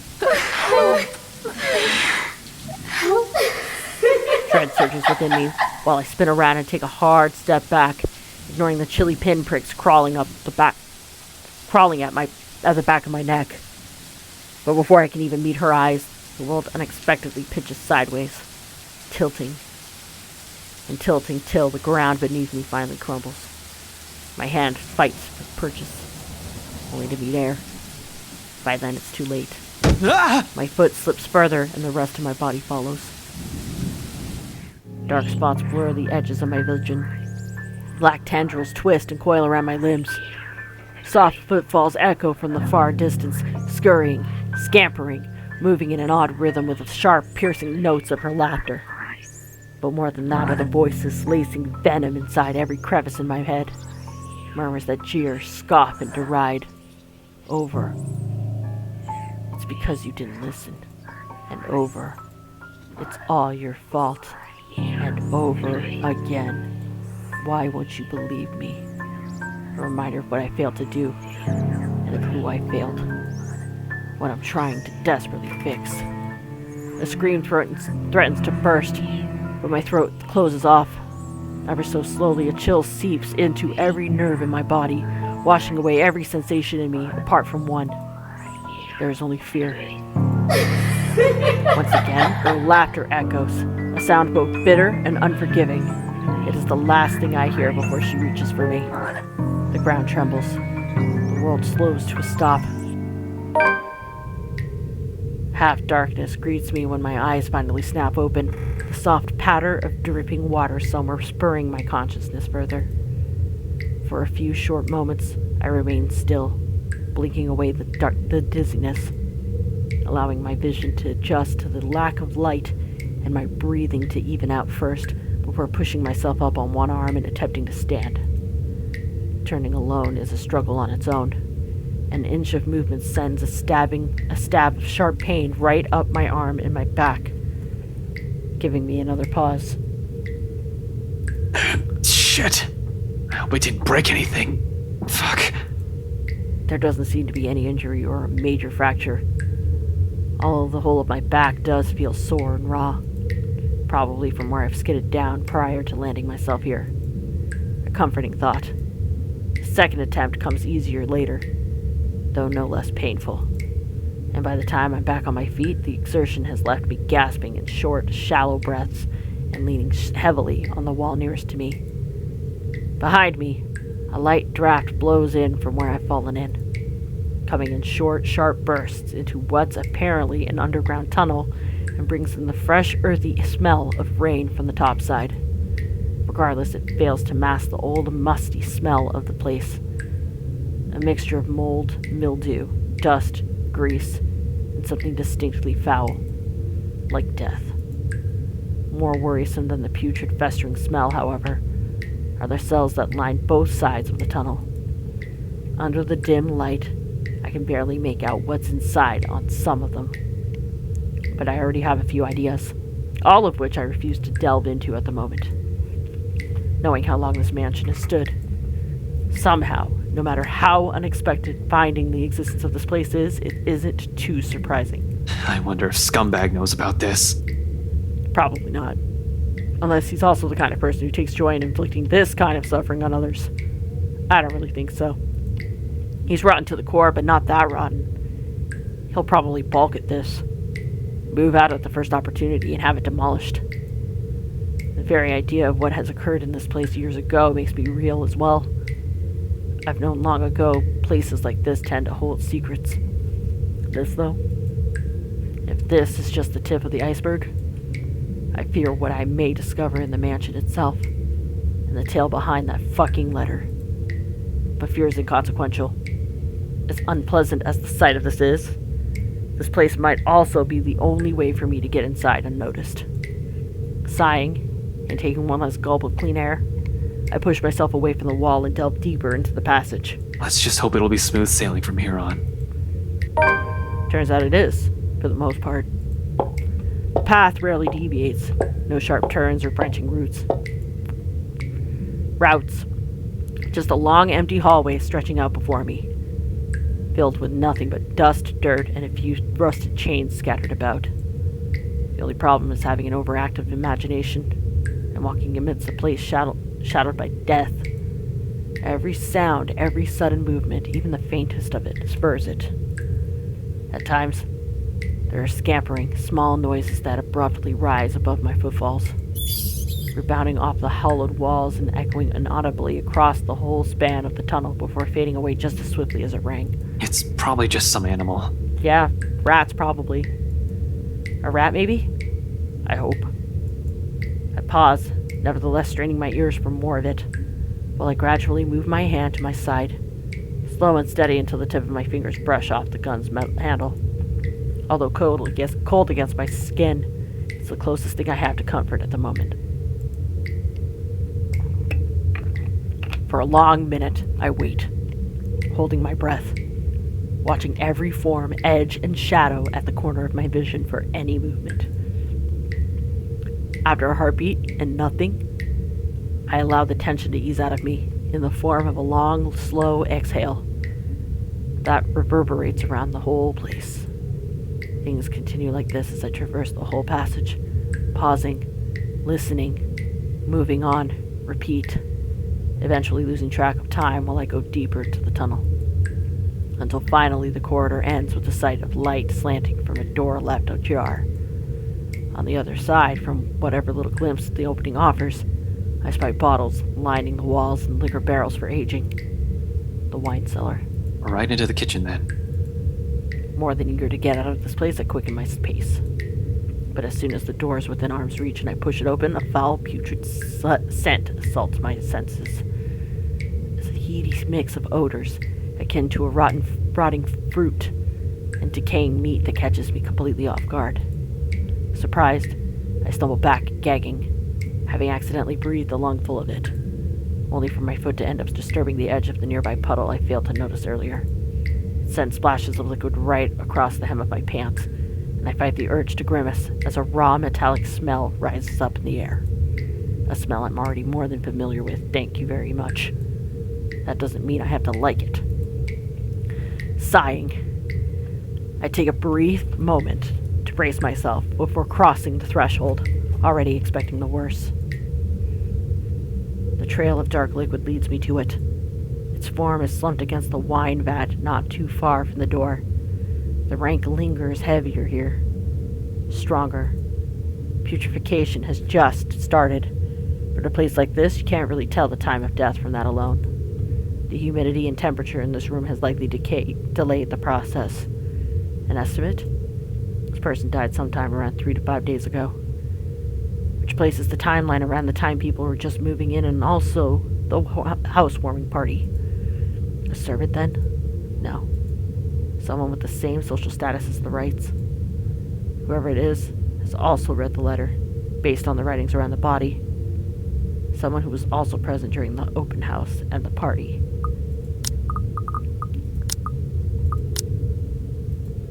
So a guest. Wordlessly, I draw closer, muttering a quiet prayer under my breath for the departed. The least I can do now is figure out who it is, and try to find his or her family once I'm done here. Let them know what's become of their kin. Even though the layer of clothes, its shoulder feels cold to the touch. Somehow, despite not being new to this, it still sends a nauseating chill to my stomach. Maybe it's because this time I know exactly why this person died. Another person too late to save from this curse. Ignoring the dread, gently, I give the blazer a pull. There we are. Unexpectedly, her head lolls back, twisted, contorted. Severed. It dangles. Fuck, it dangles! From one side to the other before settling at an odd angle. The next thing I know, I'm staring at the hollow base of her neck, with only a thin layer of skin keeping her severed head to her body. And more than the gruesome sight, or the sickening feeling that has lurched up to my throat, it's recognition. I know this woman. And it's not just any woman I've seen randomly on the streets. She's the same one I met at G's 5 days ago, smashed drunk and babbling her frustrations about her employers.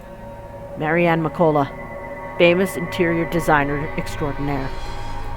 Not so extraordinary now, with her throat sliced viciously in half and her body drenched in her own blood. Once the surprise subsides, I muster the courage to properly lie her down, closing her eyes and covering her face with my handkerchief. It's perhaps the kindest gesture I can offer her right now, pressed for time as I am. But to see another suffer this kind of death, in the end, the only thing I am able to do is avert my gaze and continue with my plan. Surreal. This is all nothing but a surreal nightmare. But after everything, should this even surprise me? Ghosts, curses, hidden passages. Can't even bring myself to vocally question anything anymore, in spite of the number of them already swimming inside my head. As a kid, I used to crave for this kind of adventure. The stuff of mystery and detective novels, daring chases, interesting cases to solve, suspects to put behind bars, justice to serve. I was blinded, I admit. Now I simply want this to be over. You really believe it'll be that easy, don't you? I pause mid-step, confused. Warily, I look around, searching wildly for the source. A long minute passes. No one speaks again. Breathing out a sigh of relief, I simply continue. This time, treading lightly, careful not to make a sound. Up ahead, I can already glimpse a set of stairs. That must be the kitchen. Getting unnoticed in the wine cellar, not a problem. But if someone's upstairs when I pop up, well, to say it'll be complicated might be a little of an understatement. Especially if that butler's in there. Zach wasn't even able to put up a fight. If I get caught, no one else will be able to fix this. See? So full of yourself, aren't you? This time, I'm sure. There's really a voice. Well, voices. Despite standing only a few paces away from the exit, I find myself stopping and looking for it. Searching the immediate surroundings for the familiar form of the woman. I don't even have to venture too far from where I'm standing. Just an arm's length away from me, a mirror stands. And from it, they speak. All singing the same mocking tune against my ears, letting it echo through the small undercroft. Murmurs of laughter, jeering, scoffing, deriding, laced venom into every crevice in my head, taunting me. Look at you, mouthing off like some hero. You can't even fix your own silly little problems. You haven't really changed, have you? Useless. Pathetic. You're wrong. My mistake lies in this first instance I've answered. The very second denial has slipped from my mouth. Their words have also seeped into my heart, allowing it to prod it and rouse my temper. Despite knowing they were merely doing this to goad me, each word, each syllable trickled into me, spurring the guilt I hope I'd long buried. Are we? Or is that simply what you've been telling yourself all this time? Something to make yourself feel better, perhaps? What about Zack? Wrongfully accused. And you couldn't even get him out. What about Becca? Oh, the way she fell to her death, while all you did was watch. What about Isabella? She warned you, didn't she? And you think you deserved even an ounce of her love? Did you think this'll bring her back? You can't even save her. You can't even do anything for her. They're all dead because of you. You're the one who took that letter off Isabella's hand that day. You're the one who opened it. How does it feel, I wonder, to know you're responsible for all of this? For their deaths? What do you think I'm doing? Why do you think I'm still trying to fix this? Oh, but you can't. It's already too late. And you know that. You know all of this is futile. Just face it, Ashton Frey. You're a failure, and they are the ones who have to pay for it. A badge and a gun, and you still can't protect your own friends. Can't even solve a case for an old man. Can't even bring Luke Wright to justice. Can't even keep his own family together. No wonder they left you. Before you do the same thing to them. Mom and Dad are better off without little old you, aren't they? It's a good thing they had the sense. Pitiful, isn't it? Some detective you are. Some friend you are. Some son you are. You might as well just throw that rank away. You're no use to people either way. Shut it! I hate this. I hate how this monster can easily get through to me. Every weakness, every insecurity it knows. To hear it said in my friend's voice is even more so. What I hate above all of this is... You know it's true, though. All of it. It's why all you can do is tell us to shut up. You don't want to hear a single word, because you're already aware of it. You can't even admit it to yourself. Who's the coward now? But no matter how hard you try, you're not gonna be able to save anyone. Shut it! Not a single word anymore!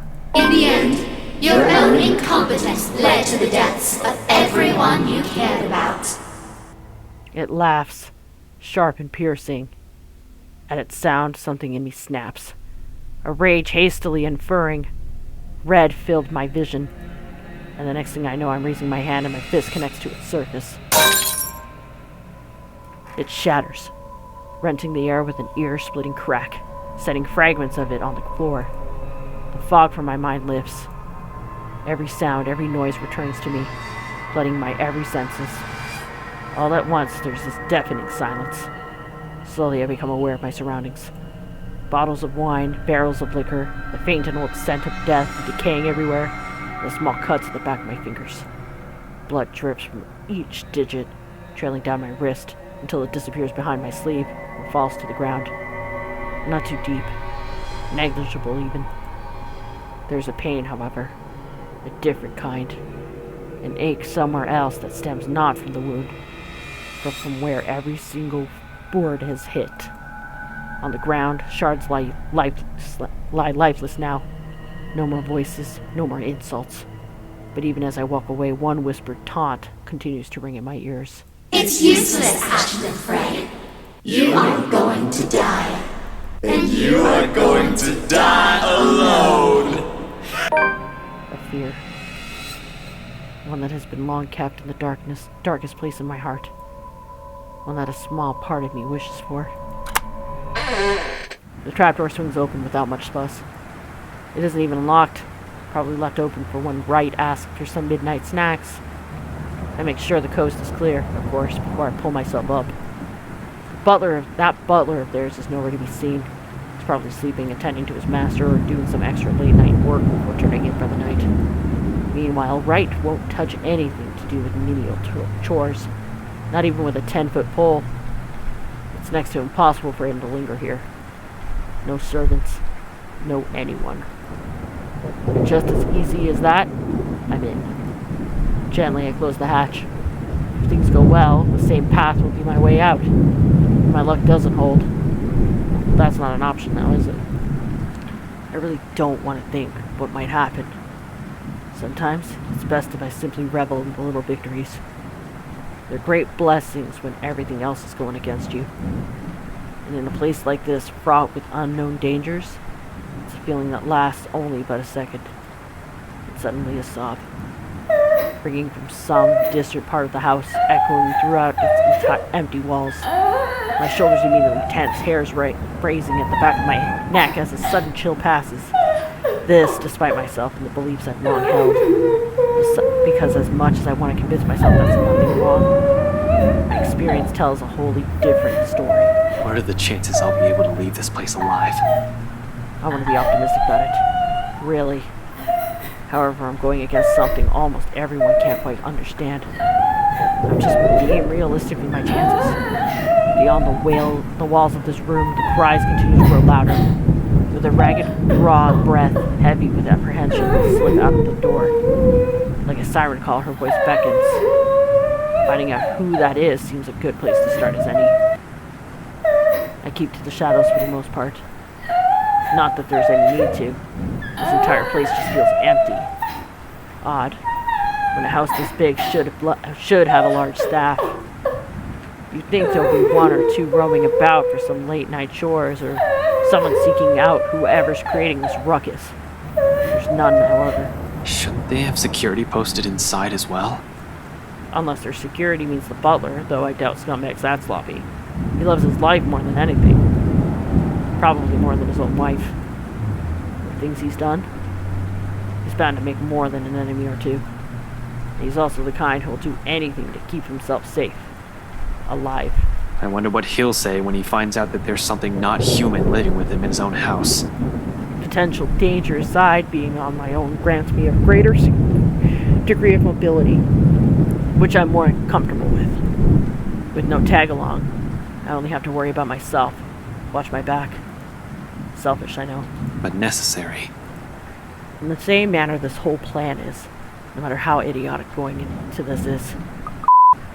I've yet to see hide nor hair of them, and not knowing their whereabouts puts me on the edge, especially when they've yet to be warned that about that curse and its horrors. It's most certainly not the wife either.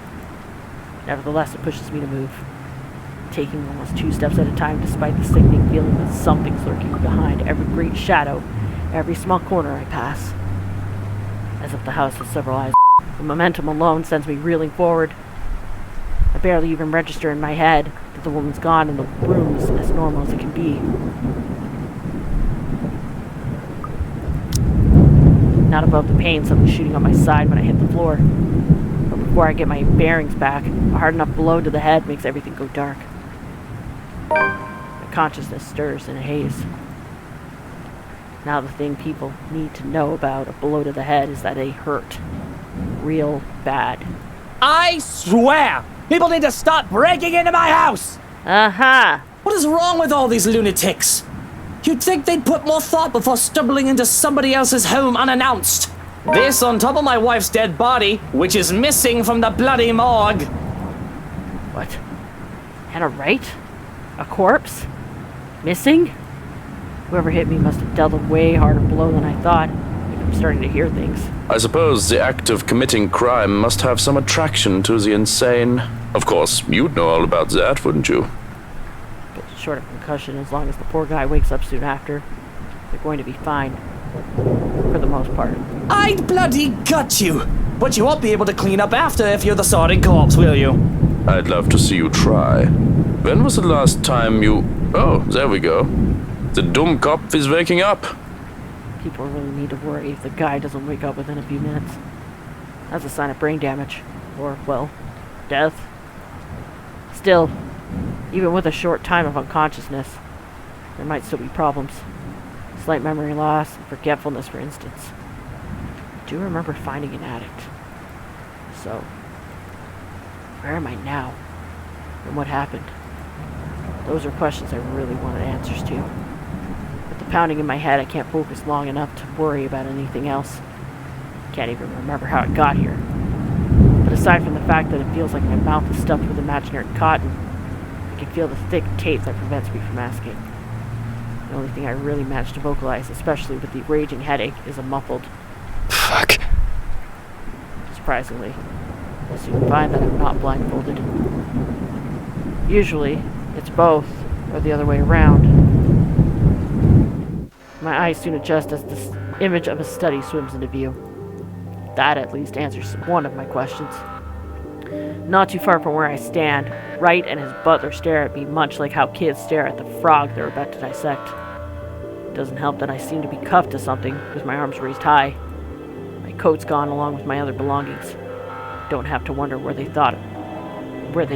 are though, as I can spy them on the serving trolley next to the silver platter and clutch.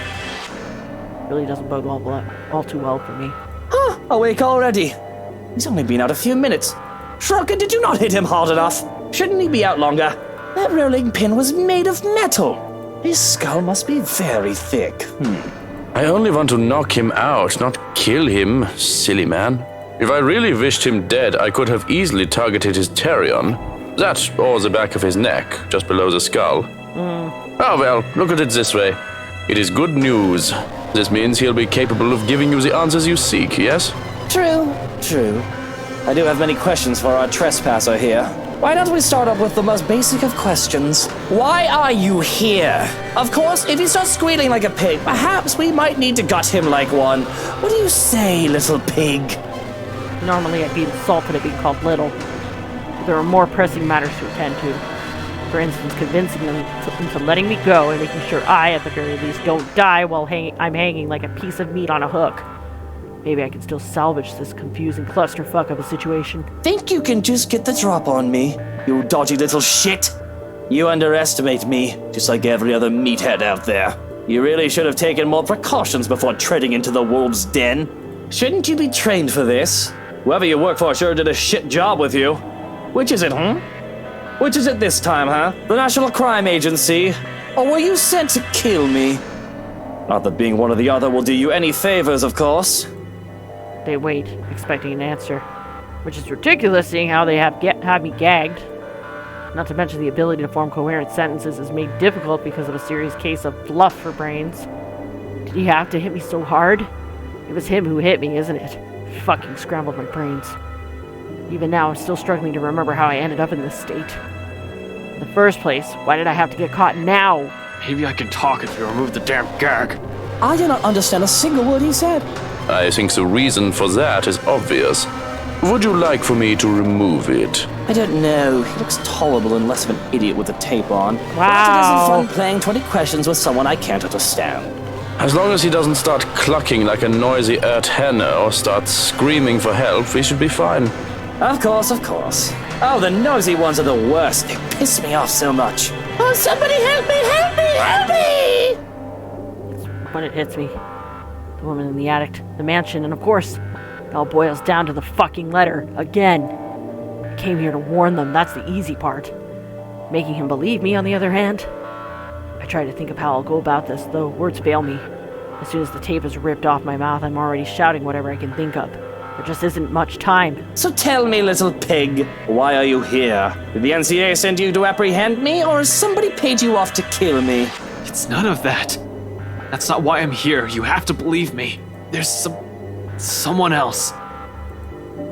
I think it came from this house. There's this letter and a curse, and she's... We're all in danger. You need to let me go, so I can help before it's too late.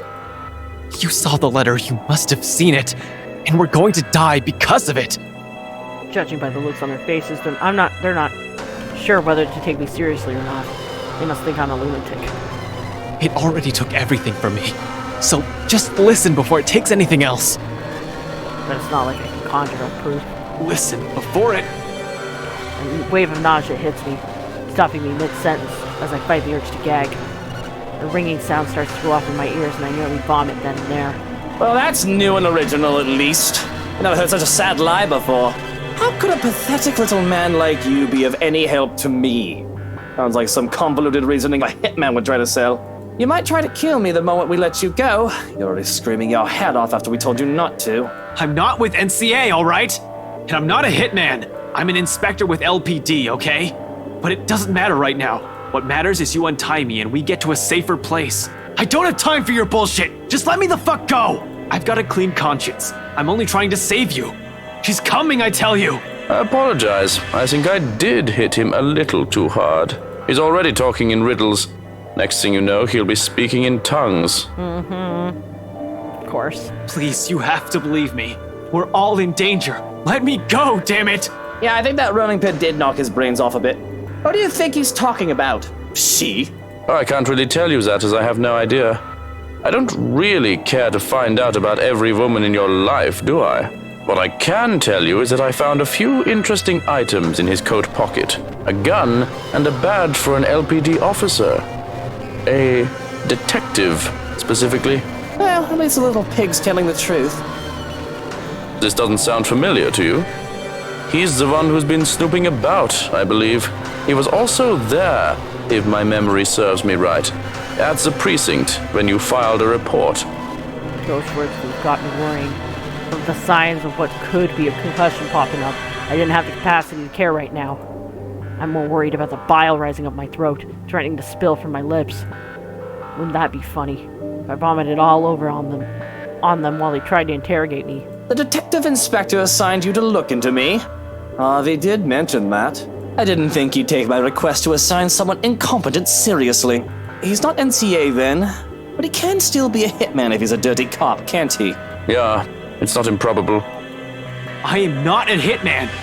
And don't touch my goddamn gun, it's not a toy! Well, it might as well be. That's what a hitman would say. I'm not taking that risk, am I? I'm not going to die by acting like an idiot. Besides, I know that the investigation on me was called off by the chief inspector, so your alibi doesn't hold. You shouldn't have been here. You're still a threat. Why is he so damn paranoid? Not that I'm one to talk. I'm telling you, you saw that letter, didn't you? I don't know how it works, but everyone who's seen it ends up dead or in an accident if they don't go missing entirely. I know this sounds crazy, but you have to believe me. And we're back to the madman ramblings. But yes, I think I do remember you. You're the one from the precinct the other day, aren't you? When I went there to handle that business with the other peasant. You looked so mad when I spoke about him. And that man really did break into my house. Was he your partner?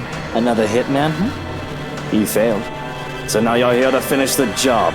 Wow, he really is paranoid. I told you I'm not a hitman! I came here to try to save your skin, asshole! Now, being rude doesn't make things better for you. Punch a guy in the gut while he has a concussion, will you? That is a terrific way to get puked on. We do have ways to make him talk, if you want to be sure. But I don't see why we don't just kill him now and dump the body. I want to know who's got a big enough grudge to throw someone at me. You know well enough we can't get answers from a carcass. Besides, I don't see why you're complaining. I know you've been looking forward to playing with him. I could do with the entertainment. Great. Well, you have me there. I thought I wouldn't get the chance. Do so. Make him talk. Make him sing. Find out who he's working for. See if he has anything to do with that woman who keeps showing up here recently. Oh, he will sing all right. A pretty little tune. Still reeling from the blow to my stomach, I can't protest as a pair of hands go up to my collar. I anticipate strangulation. I prepare myself to go under, back into the oblivion of a forced stupor. But instead, gloved hands deftly move to the buttons of my shirt to have them undone. Cold air stings to my chest. In contrast, warmth flushes through my cheeks in humiliation. Being strung up and beaten is one thing, but this?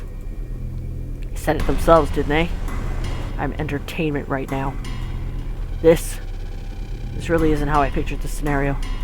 I mean, I know things are going to get worse before they get any better. I was prepared, as well as I could be, for the trouble to be from her.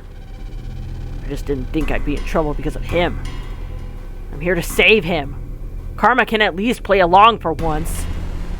Guess this is what they mean when they say that no good deed goes unpunished.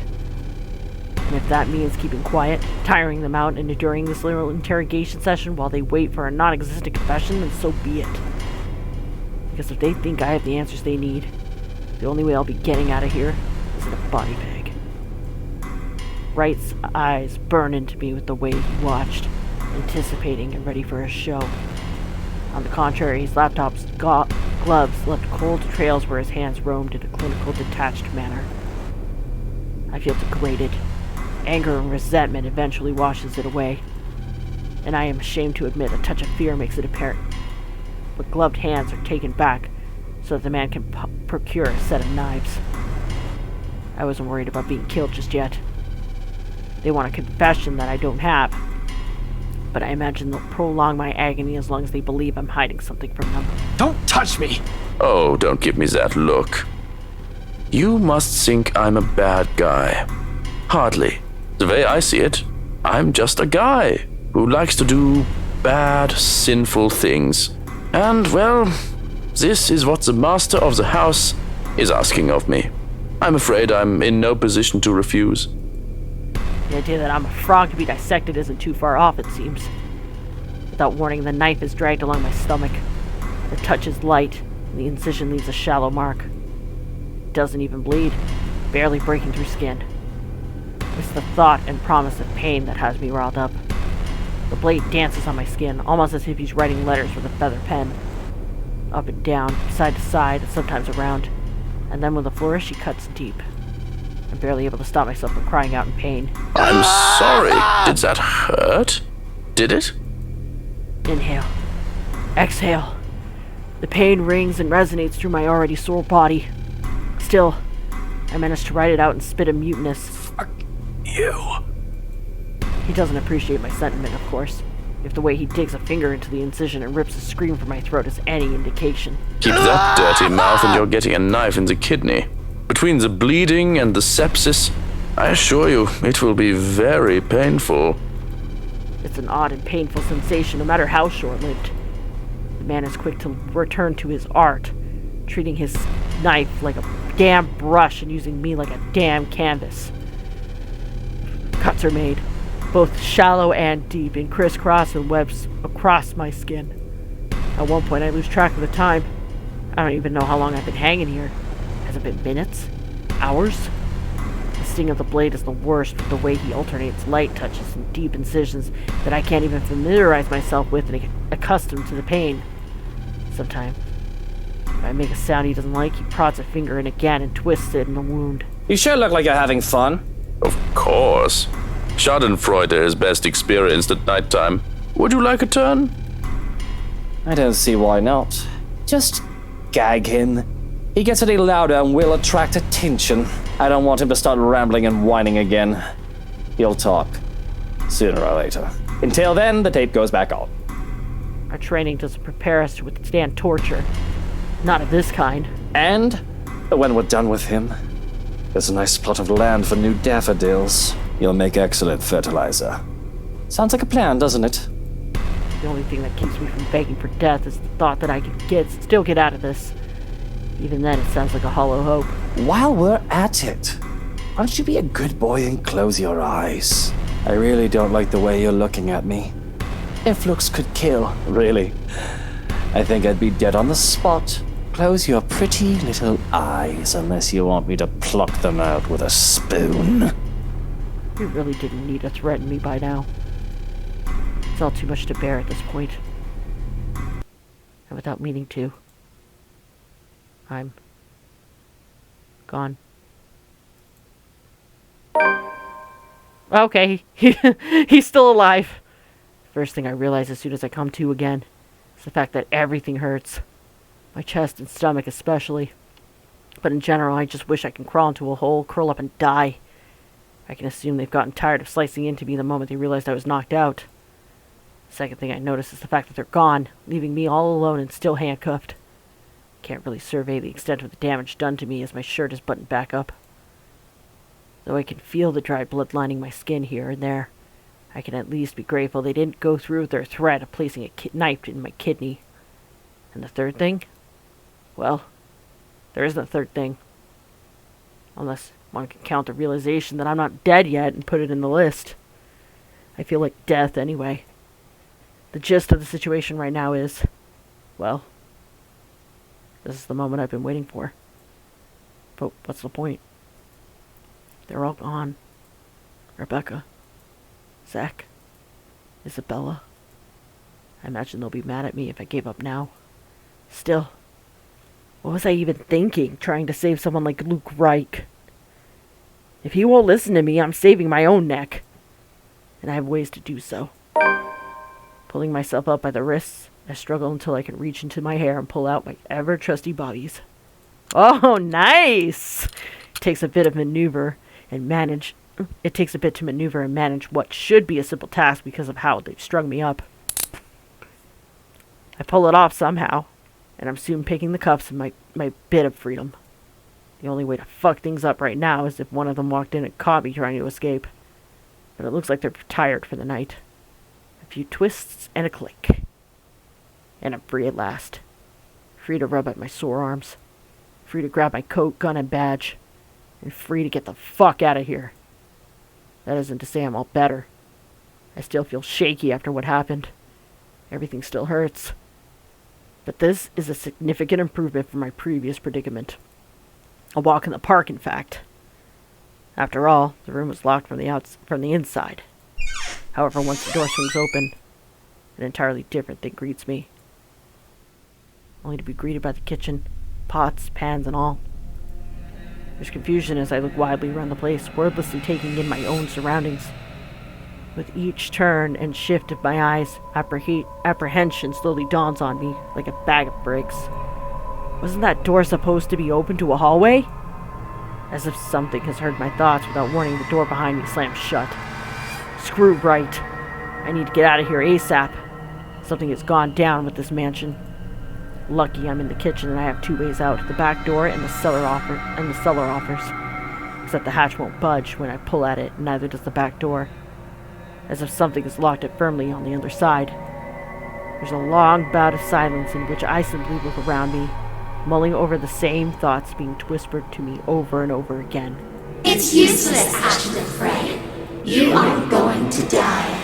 And you are going to die alone. I'm trapped. In that same moment, once realization dawns in me, something shifts again. Blood.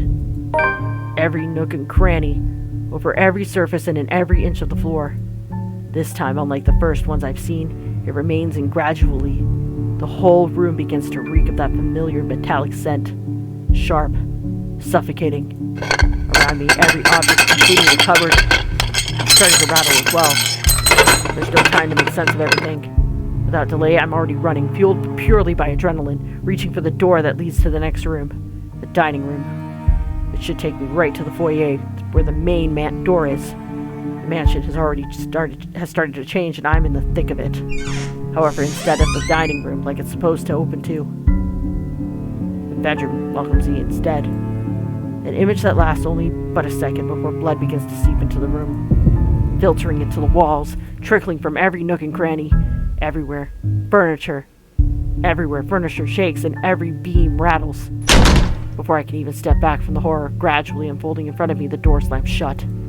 A loud thud, bringing a sense of dread and chill, creeps up into me. Along with it is another realization. The whole place is reordering itself. And with the door closed tight behind me, showing no signs of budging, even through sheer force, there's no choice but to go forward and hope to all gods, that it leads to an exit. Yeah, there's a balcony there. You should be able to get out onto the balcony. Until then, running is the only thing I can do, spurred by nothing but fear and a sense of desperation to survive. It's useless, Ashton Frey. But with each room I pass, it only becomes apparent that the house has no intention of letting me live. It lured me here, and I've fallen for it. Now it's playing a little game with me, a sordid form of amusement. For whom? Their laughter's the only thing I can hear. With every hall I cross and door I slide open, the hope of finding an exit merely dwindles. The gun at my hip is useless here. I am useless here. Some fucking genius I am. Some fucking person to trust I am. All of those, they mean nothing in the face of the unknown. You finally figured it out, huh, Ashton Frey? Just give it up. They died because of you. And you are going to die alone. Shut your fucking mouth. You know it's true, though. All of it. It's why all you can do is tell us to shut up. You don't want to hear a single word, because you're already aware of it. You can't even admit it to yourself. Who's the coward now? But no matter how hard you try, you're not gonna be able to save anyone. The more gruesome the place turns, the bleaker my chances simply get. Wails and screams fill my ears as I pass by. Words from a time and people long gone, laced with nothing but pure agony, calling out, reaching out to me. Their voice is almost too real, as I'm not the only one trapped here. That there are others begging for release from this wretched place. Why are you doing this? Just please. Don't you love me? Or maybe it's all just a show. A taste of what I will eventually be. A soul forever held captive in a never-ending nightmare. Mother. I've done it, Mother. Take me with you, please. I can still hear her. She's here. Help me! Help me, please! Is this what the curse is? What it means for all of us? The letter's not a morbid cry for help, but an invitation? A beckoning for unsuspecting souls to be dragged into this place's horrors? To be put under centuries and centuries of torment and agony? Suddenly dying a painful death seems preferable, enticing, than ending up here living a tortured existence. Or perhaps it's all the same. Still, hope warps its way into me. Not a usual thing for someone like me. But after going through countless doors and corridors, every little sign of hope I'm willing to cling to. As long as it'll get me out of here. I'm back in the parlor again. But how long have I been running? How long since I've left the kitchen? At some point, I've lost track of time. With the windows barred tight and the sound lifting in the air, nothing but shouts and shrieks is impossible to tell. Not that it matters when an end is in sight. Shelves and furnishings bar the door, each stained with blood and gore, that if the situation isn't as desperate as it is, I'll find a different way out. But there's still a gap left at the topmost part of the person, for a person to go through, as long as you use the shelves to climb. It's an exit, all right. Okay, I'm gonna save here real quick, because I might want to come back to this chapter again for an alternate peek, but we'll see. From here, I can spy the familiar walls of the foyer. Relief. Only relief washes over me. Although my legs have been strained, taut by all that running, and every bone and muscle in my body aches, there's only an easing. A sense of tension relieving, while energy back flows through me again at the sight of the end. No sooner I'm heading straight for it. However odd this hush is, I turn my back from it and climb up. It's a tight fit, but I managed to squeeze myself in. The unease remains, though. Maybe it's the adrenaline still coursing through me, or how easy everything has been after living through that nightmare, fleeting as it is. But for some reason, something's still nagging at me. Call it a detective's instinct, or my training or whatnot.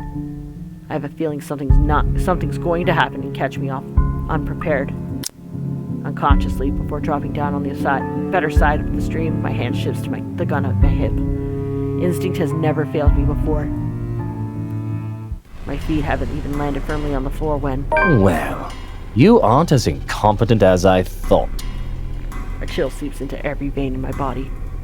All of it, sudden. Every ache, every pain returns to me tenfold, and my knees threaten to buckle at the sound of his voice. Though it appears friendly, I know it's anything but. One does not spend investigating. a man like him for over a year and holding a grudge against him for more, even knowing everything about it, without knowing everything about him. His quirks, his habits, I'm familiar with all of them. And right now, Luke fucking Wright is beyond pissed. Shifting my gaze upward is nearly too painful knowing the danger. In front of me, something clicks. The telltale sound of the gun's safety catch being released. Call me paranoid, but with a slight gesture, I draw my own and level it at him, finger on the trigger and ready to release the safety on mine in case things go south. He's quick to train his own on me. And just like that, we're at a standstill. Now, little pig. Manners. You're in no position to be pointing that gun at people. Despite being weak and weary after the torture I've gone through, my will to live perseveres. Being friends for so long with the likes of Isabella and Rebecca has made me more stubborn than a mule over the years. Why don't you put yours down first, and then we'll talk about manners. Oh, he talks back. The gall! You know, your kind pisses me off so much. Shooting him right now would be so worth it, with the way he stares at me like I'm a damn pest. But this isn't what I've come here for. I'm not a murderer. As much as I loathe him and what he did to me, I'm not the kind who will kill people in cold blood for my own gain or amusement. The law will bring him what he deserves one of these days. At the moment, however, we're all in the same boat with this curse, and he needs to understand that. The longer we stand here, the more time we're wasting and losing, something we don't have much of.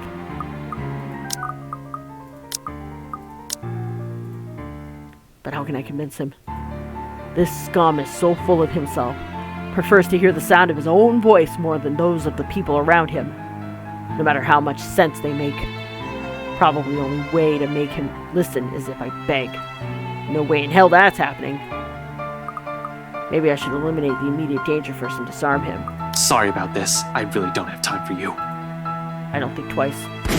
Within the span of the heartbeat, I'm moving and pulling off the trigger. 2 shots in quick succession echo across the whole foyer and both hit their marked true. Wright recoils with a sharp cry of pain. His pistol falls useless to the ground, with a loud clank followed by droplets of blood from his bleeding wrist. Why, you insolent! He's down at 2 successive steps when I tackle him to the floor, pinning him hard with my arm. Although before I can knock him out with a solid right hook, a agonized wail bursts through the tense air, loud enough to echo along the dark, empty halls of the mansion. Piercing enough for every occupant in the foyer to cover their ears and close their eyes. Then all at once there are images. Flashing fleetingly, yet burning itself in my mind. Bearing down on me with the weight of its accompanying emotions, like they are my own. Some are merely vague, blurry shapes, while the others display vividly. All from a time long gone, and a life that was never mine. Over and over, along with every voice, every whisper, they shout, they cry, they wail, all asking for respite from an eternal torment. However, there's no time to make sense of it all. Amidst the discord and the noise, something yet whizzes, too close, too swift.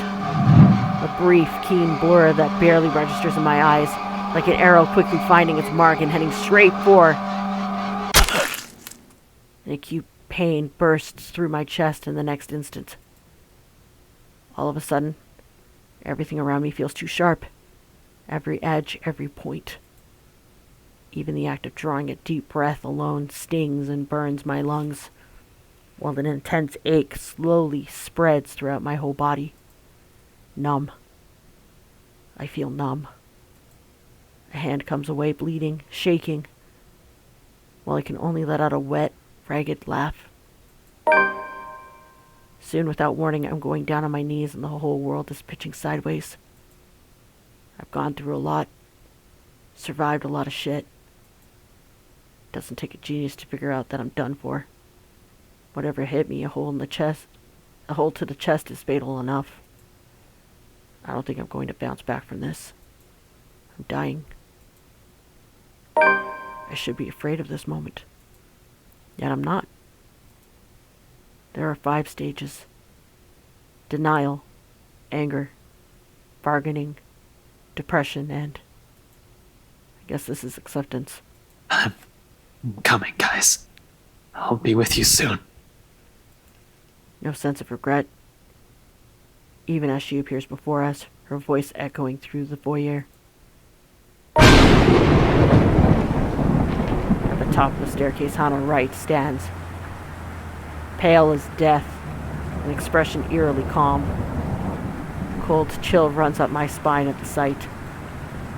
The woman just lingers there, a poor mimicry of life, a chilling smile on her face. And without a doubt, it's her. I told you, didn't I? Everything you're doing is useless, Ashton Frey. And now, you're dying. Meddlesome fool. How does dying alone feel, Ashton Frey? Hannah? You're not supposed to be here. Oh, Luke, darling, my love. You look so upset. Are you not happy to see me? Outside, another streak of lightning flashes, and a clap of thunder ripples across the sky. Here, there's only a whispered sigh, a fading breath, and a lone heart that beats one last time.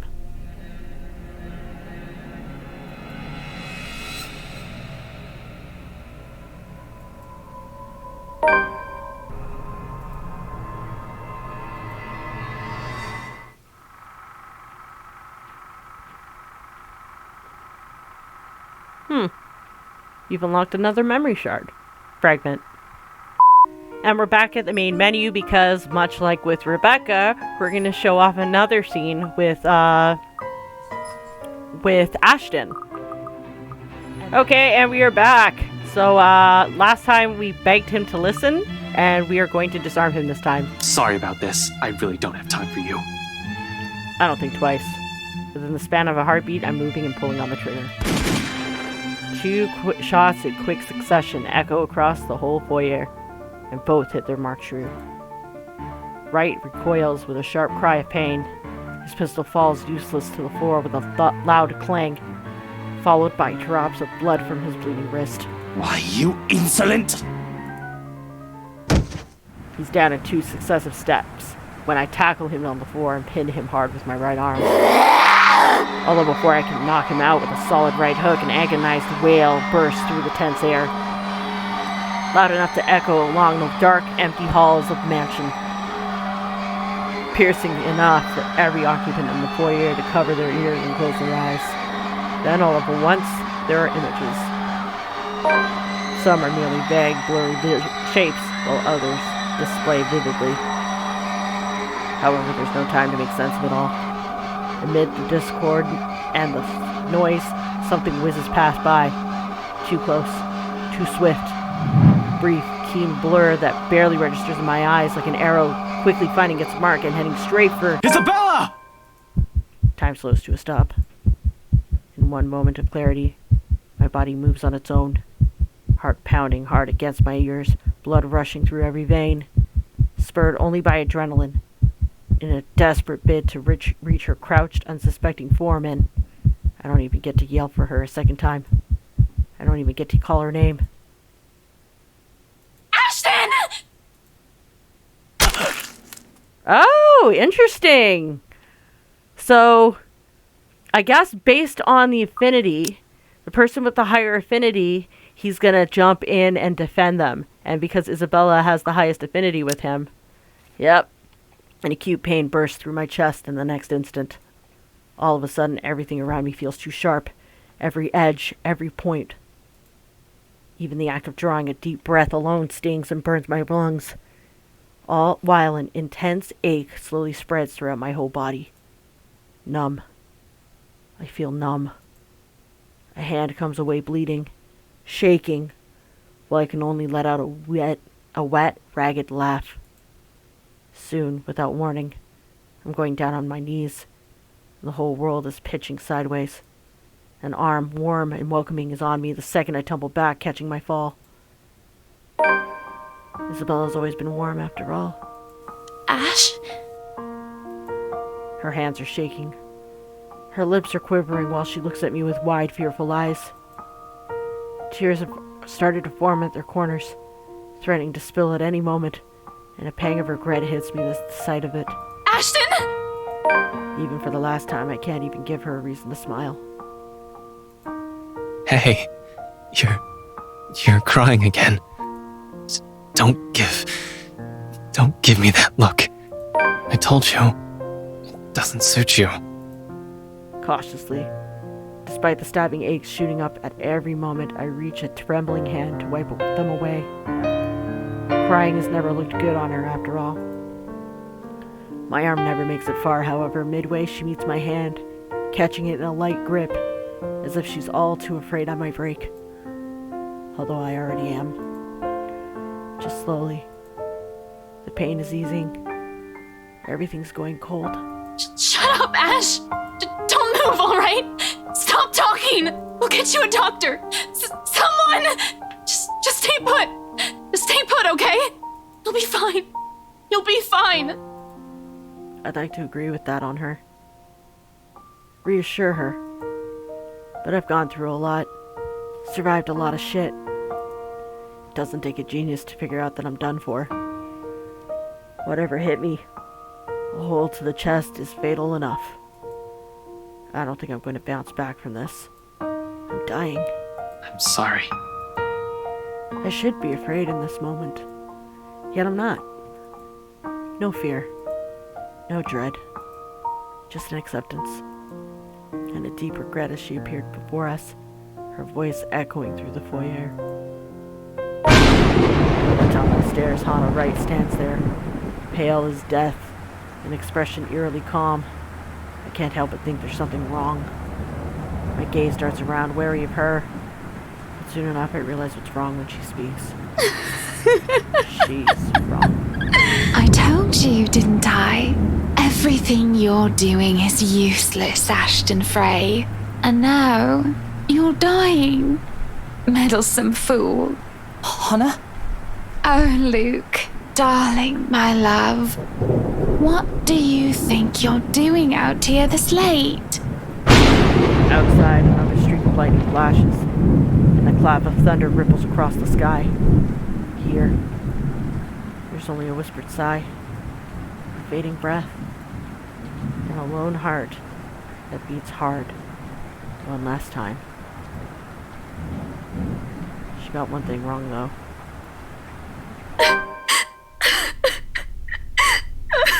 I did not die alone.